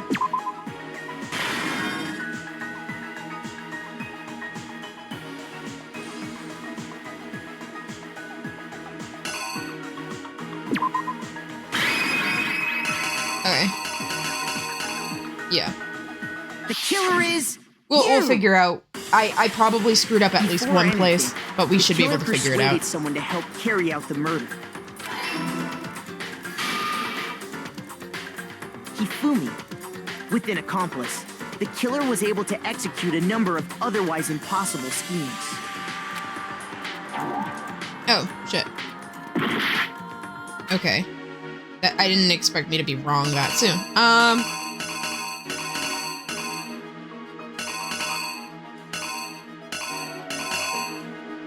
Okay.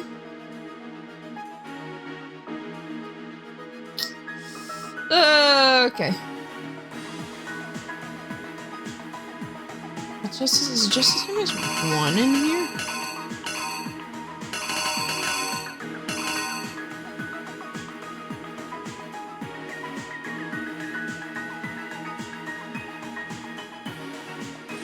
Or any possible way of getting him knocked out? Here. Okay. Beep beep beep beep beep beep beep beep beep beep beep beep.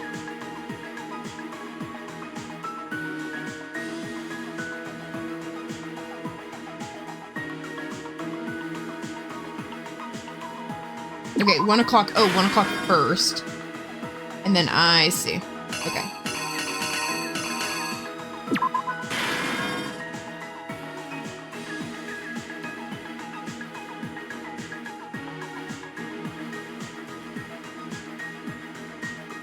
My apologies if this takes 5 fucking ever, because I have to work out these comic panels, and I don't fully understand what they mean or what's going on.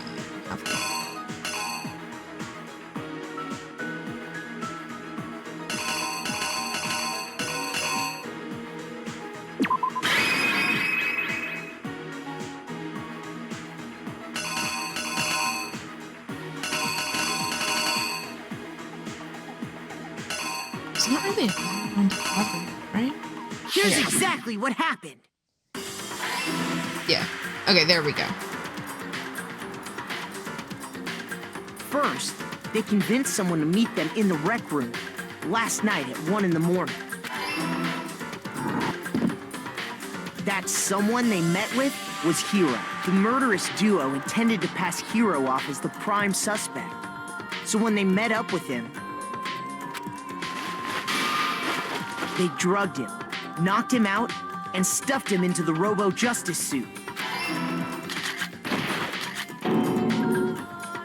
Next, Hifumi positioned himself to make it look like Robo-Justice was attacking him, while the killer used a digital camera to take pictures of the assault. They did all this just to create evidence that would put the suspicion on Hero. When they were done with him, they shoved him, still unconscious, into the pool room locker. I feel like that would have been the dead giveaway. And then finally, at 6 a.m., they moved into the murder phase of their plan. They called Taka to the equipment room.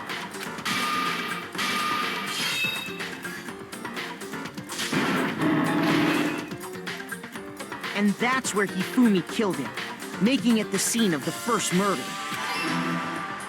The murder weapon was Justice Hammer 4, which was left there in the equipment room. The reason Hammer number 4 was used was to create confusion about the order of the crimes. So, next they falsified 2 more assault incidents. For these attacks, the killers pretended to be the victims to solidify Robo-Justice as the suspect. The first fake incident was the attack in the rec room. There, the killers wanted us to see Justice Hammer 1 and the Robo-Justice pictures they'd taken.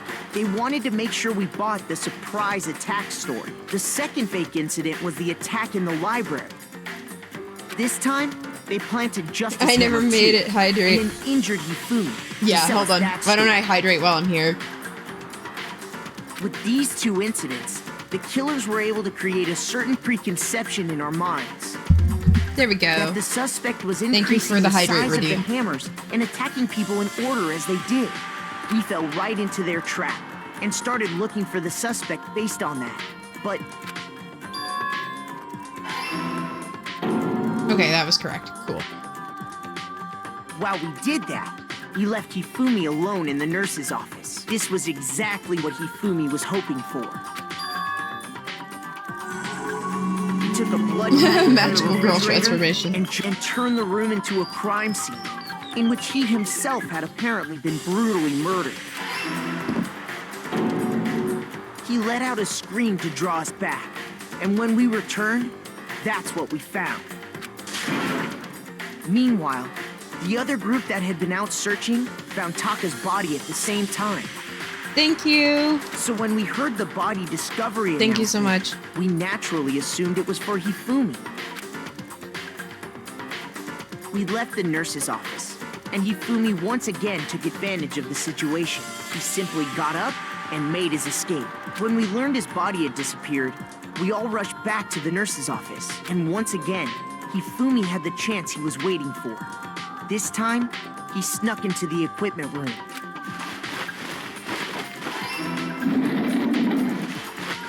He wrapped Taka's body in a tarp and used the dolly to move it all the way down to the repository. That explains how each of the bodies disappeared. But even Hifumi didn't know what the true killer had in mind for their final act. Oh my god, I got that all right on the second try. That's actually low-key impressive for me. And get rid of the one person who could betray them. And they did it using an ordinary, everyday hammer from the repository. That should cover everything that happened in this case. And the villain behind it all is...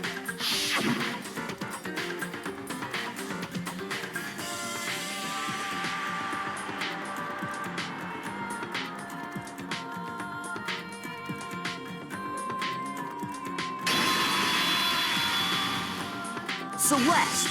Sorry, you lose.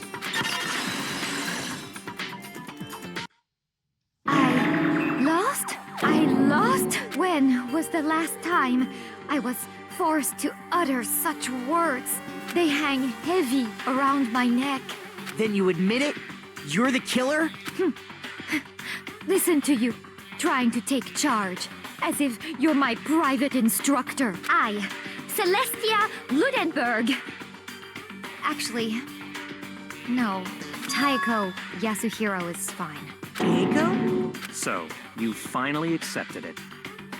I'm the kind of person, once I've lost, I don't like things to drag on. Interesting.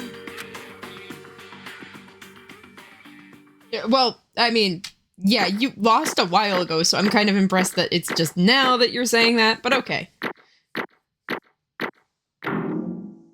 Oh, how did I get an A on that? That's fine. Probably because I screwed up a lot last time when we streamed this, so this time it was... whatever. Okay, Monokuma. I'm ready to begin. Or, no, I suppose this is the end, isn't it? It is indeed the moment we've all been waiting for. Time to vote, okay? Okay. If you would, please locate your lever and cast your vote. And when the votes are tallied, who will become the blackened? Will you make the right choice or the dreadfully wrong one? What's it gonna be? What's it gonna be?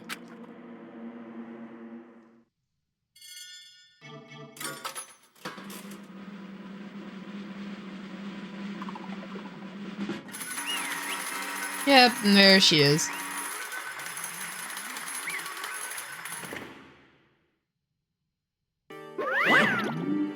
It's basically a formality at this point, but you're once again totally correct.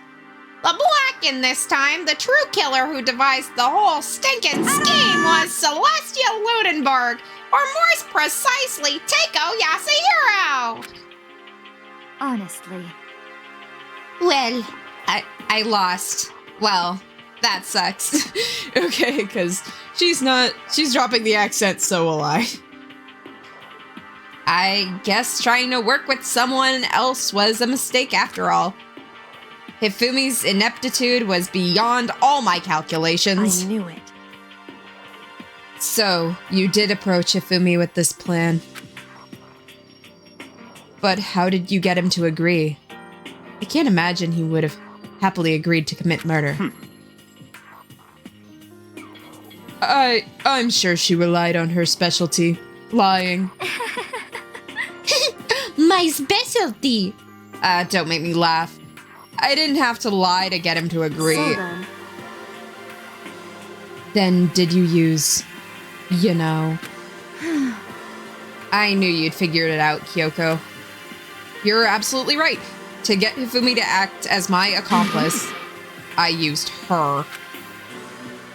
For everyone who's still left, I'll avoid mentioning it by name, but it was the one thing Hifumi and Taka were both super into. Does she mean...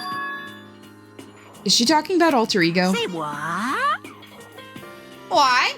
What? What are you talking about? Just a second. Don't interrupt. We're in the middle of a very important conversation here.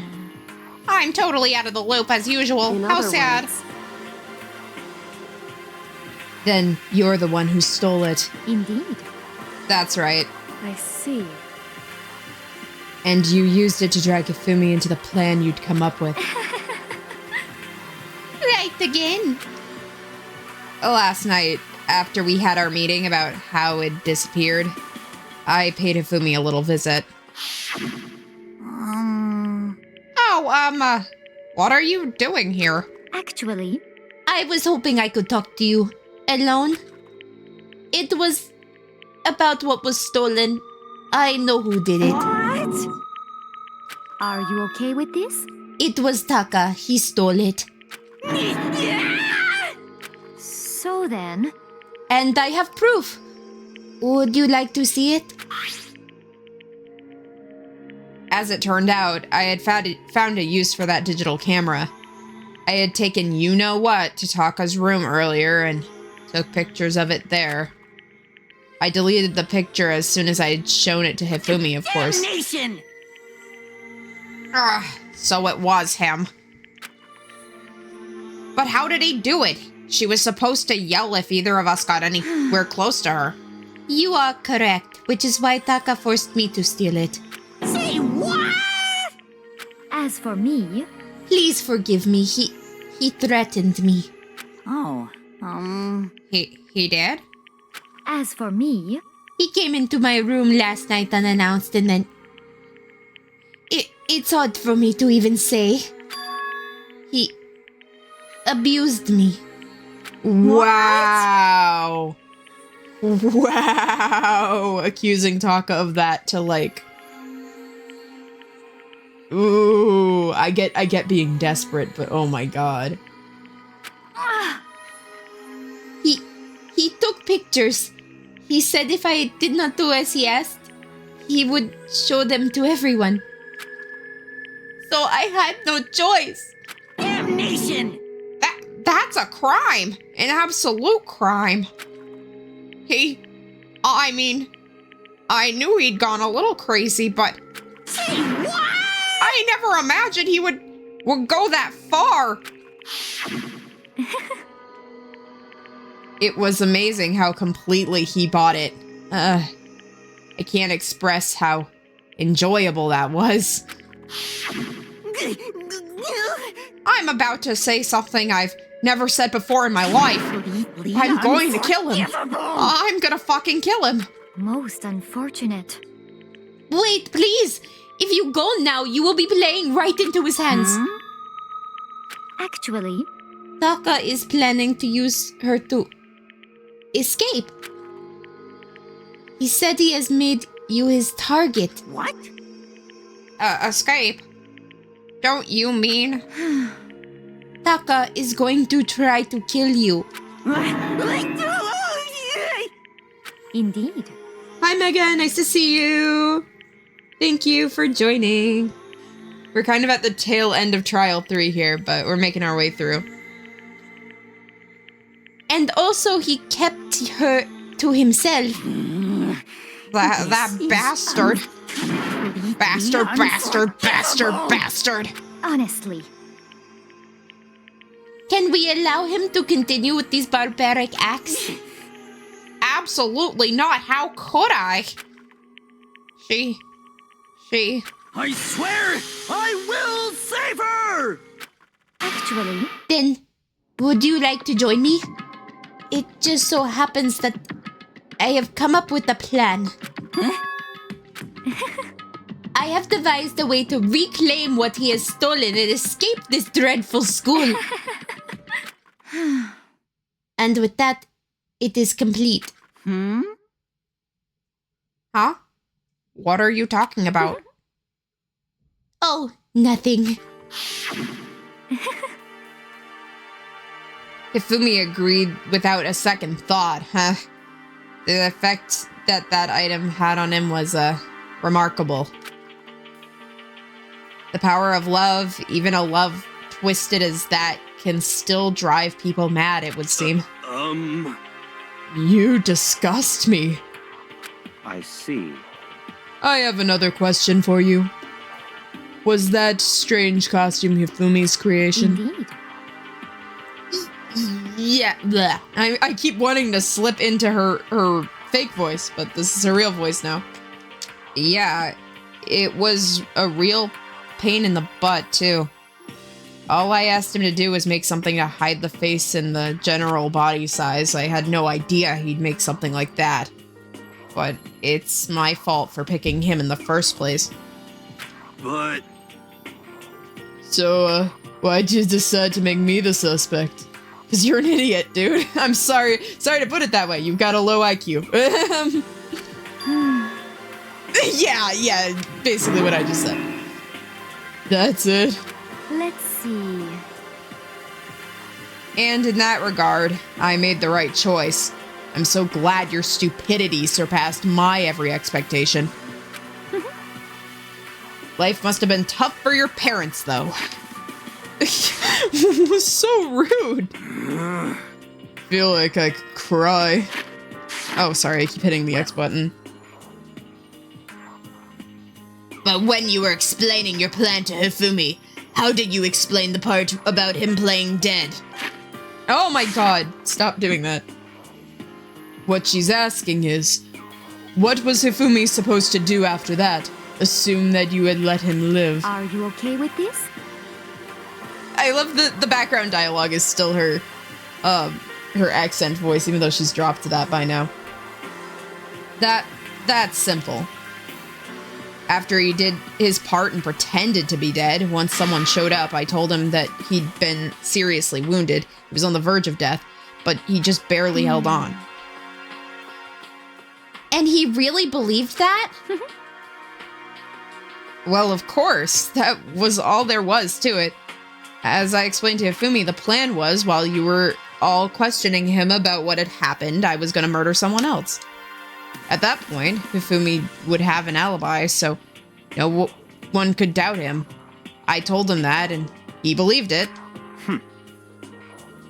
That all seems very straightforward, stereotypical. I just matched the lie to the level of opponent. In fact, Hifumi ate it up. He believed the lie wholeheartedly right up until the moment of his death. So in the end... You had planned on killing him all along. But of course! There would have been no point to my plan if the one who had pretended to be dead did not end up dead himself. How could human life matter so little to you? Well... That's a non-issue. I simply did everything in my power to win. Don't be mean! Now you're going sounding like Byakuya. I wonder about that. No, he derives his pleasure from the thrill of the hunt. In that aspect, we're nothing alike. Why? Then what made you take things this far? What the heck? Was it really just for money? Are you talking about the $10 million Monokuma offered us? That is a lot of money, it's true. But that's not all there is to it. Wow, okay, I can talk. From the moment our new life began, my only thought has been to escape. But, all along you were saying about how we have to accept living here. Little bitch. Obviously that was a lie! Hey! I couldn't take it. I hated it from day one. More than anyone else in here. You little bitch. I wanted to get out. Every day was fresh torture. And you know why, huh? This is fine. Because I had a dream. And accepting life here would have been nothing less than giving up on that dream forever. Honestly. And there was no way I could ever do that. in the underground world of gambling, I risked my life to make that metaphorical As for me, killing. And it was all for that dream. And what was that Isn't it and what was that wonderful? dream of yours? To live in a European castle. A castle? Ooh. Well, at least all our butlers are hot. And gather handsome men from all over the world to serve as my butlers / bodyguards. I was gonna make them dress up like vampires and satisfy my every need. Once I obtained that, I would have created the perfectly aesthetic world of decadence. This is fine. Living the rest of my life there was my only dream, my only goal. That was what my life was about. Combined with my own winnings, Monokuma's $10 million would have made that dream a reality. I got right on the edge, but There is nothing to be unfortunately, my dream has been scattered to the wind. Still, I don't have any regrets. I pursued my dream until the very end, so Just why the would I? worst. You sound so passionate, but you were really able to kill your own friends for it? Oh, Are you asking me if I feel guilty? That's a pointless endeavor. I think nothing of sacrificing others for my own ends. I feel nothing. do you understand? And that's all there is to me. That's what makes me complete. Isn't it terrifying to know how different values are? There's simply no reason for understanding. What is this?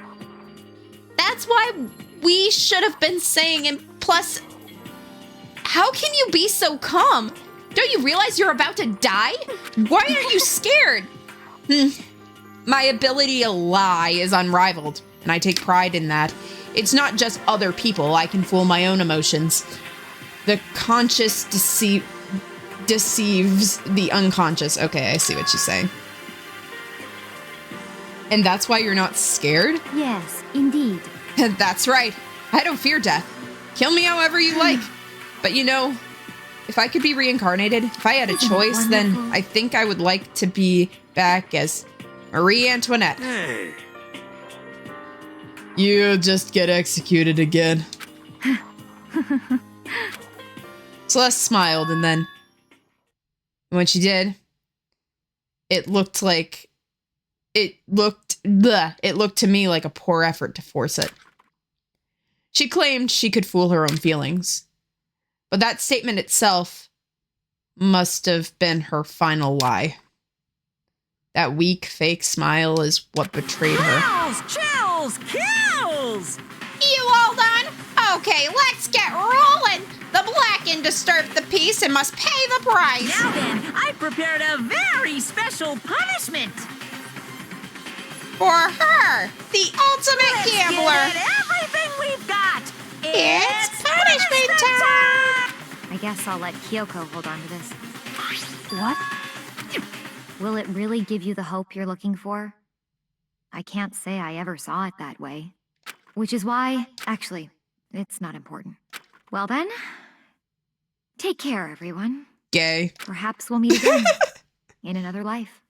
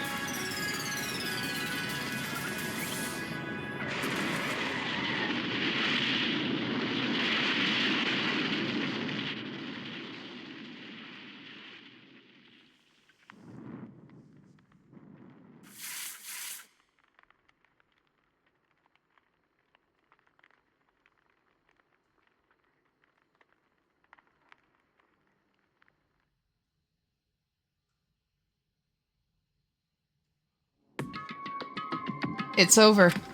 The third execution is over. Celeste's death is over. Celeste killed my friends, so I can't pity her, but I also can't deny that at one point I considered her a friend too. And for him to just come along and... Oh, isn't it awful? Someone couldn't get free from their regrets and from the outside world, so more people had to die. You guys are still young. You need to place more value on your lives. What are you gonna do? Jeez. And here I thought you guys were gonna pass the torch of hope to the next generation. Let me out of here! What do I care about hope? I'll just throw it in the trash if you let me out of here. Too bad. You're all the embodiment of hope, whether you like it or not, and it's my destiny to knock you down one by one. It's sad, yeah, but the reality just can't be avoided. Don't talk like you're not responsible. How long are you going to make us keep going through this? What do you want from us? God, I'm so sick of people asking me that. Give it a rest already.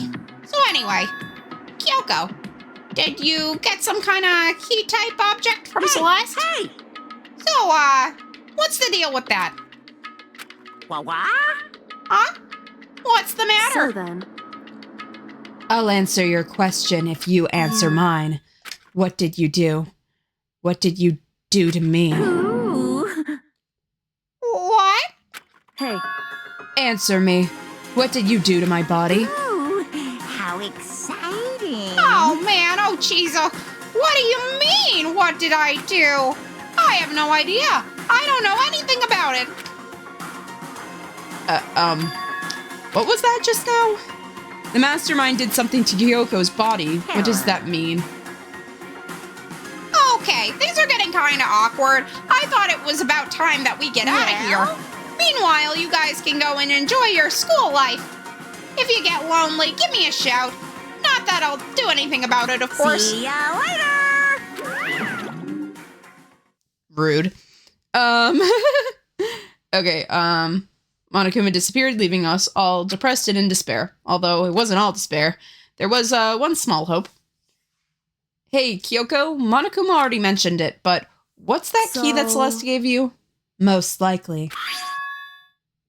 That's the key to one of the dressing room lockers. What? Then that means... Celeste probably hid it in there. Hey, I suppose it's easiest to miss when it's right beneath your nose. Then again, we better go check. indeed. Good idea. We left the courtroom and rushed to the dressing room. We approached the dressing room. Kyoko looked back at us and said, I'm going it alone from here. Everyone else head to the dining hall. I'll check in with you later. Why exactly are you going it alone? So, Do you even have to ask? As she spoke, she glanced quickly at the surveillance cameras. on. That's not what I meant. Why you? There's still a risk of a spy, you know. Then I'll go too. What? You? Please let me go. Standing here and arguing is just going to draw more attention to us. Huh. Do whatever you want. Thank you, Byakuya. well then. Then it's up to you now. Yo! I'm gonna head to the dining hall, okay? So Makoto and Kyoko are gonna go, together? Does that mean what I think it means? Good luck, Makoto. Girls are here. Girls like her are total pushovers when you show a little backbone. I tried to forget everything Hina said. Everyone just headed to the dining hall, leaving me and Kyoko alone. shall we go? Yeah. So then, We need to get into that locker. Kyoko took the key that Celeste had given her and unlocked the locker. As soon as the locker swung open, we saw... You're really cold. Good morning. It's been a while, hasn't it? It's safe, thank goodness. I had never heard Kyoko sound so relieved. It was like she was speaking from the bottom of her heart. I did just as Celeste said. I didn't say a word. I stayed quiet the entire time. So, Oh, and I think I might be able to open one of the last files soon. Maybe as early as tomorrow. I'm doing my best, so please wait a little while longer. So, now we can officially say it's case closed. As far as this incident is concerned, sure, but can we take a second? Since we have this opportunity, I wanted you to be honest with me. Kyoko, please tell me, what are you trying to do all on your own here at school?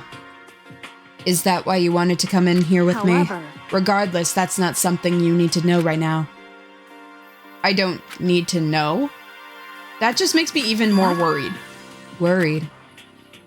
Like what happened during the investigation this time? You disappeared and we didn't see you again. Without any warning, without explanation. Indeed. It's only natural to think that I'm the mastermind spy, right? And you too? No! I believe in you! What? You believe in me? Isn't it obvious? People believe in their friends, right? That's why I wanted you to tell me. And I want you to believe in me too. Because we're friends. I understand. It's true. Then maybe I can believe you just a little bit more. Then... That's fine. Fine, I'll tell you. I'll tell you why I've been disappearing and where I've been going. You see... What I heard from Kyoko then was... Well, frankly, it kind of blew my mind. Right after I had told Kyoko I believed her, she told me the story that was, well, almost unbelievable. I decided I had to confirm what she'd told me with my own 2 eyes. So I waited for nighttime to come. And when I did, I went into action. Correct. The boys' bathroom on the 2nd floor doesn't have a surveillance camera or monitor in it. In the storage closet there, in the way back. She said it was in the way back of the boys' bathroom storage closet, but could Kyoko really be right about this? And I think that's where we're going to end for today, on the cliffhanger. That's pretty cool. But yeah, thank you guys so much for replaying a lot of that trial with me, and also just watching us play through that. That was we actually finally finished the trial. Yay! Okay, so that means next time we can move on. But thank you guys so much for watching the stream. I really appreciate it, and I'll see you in the next Danganronpa episode. Bye.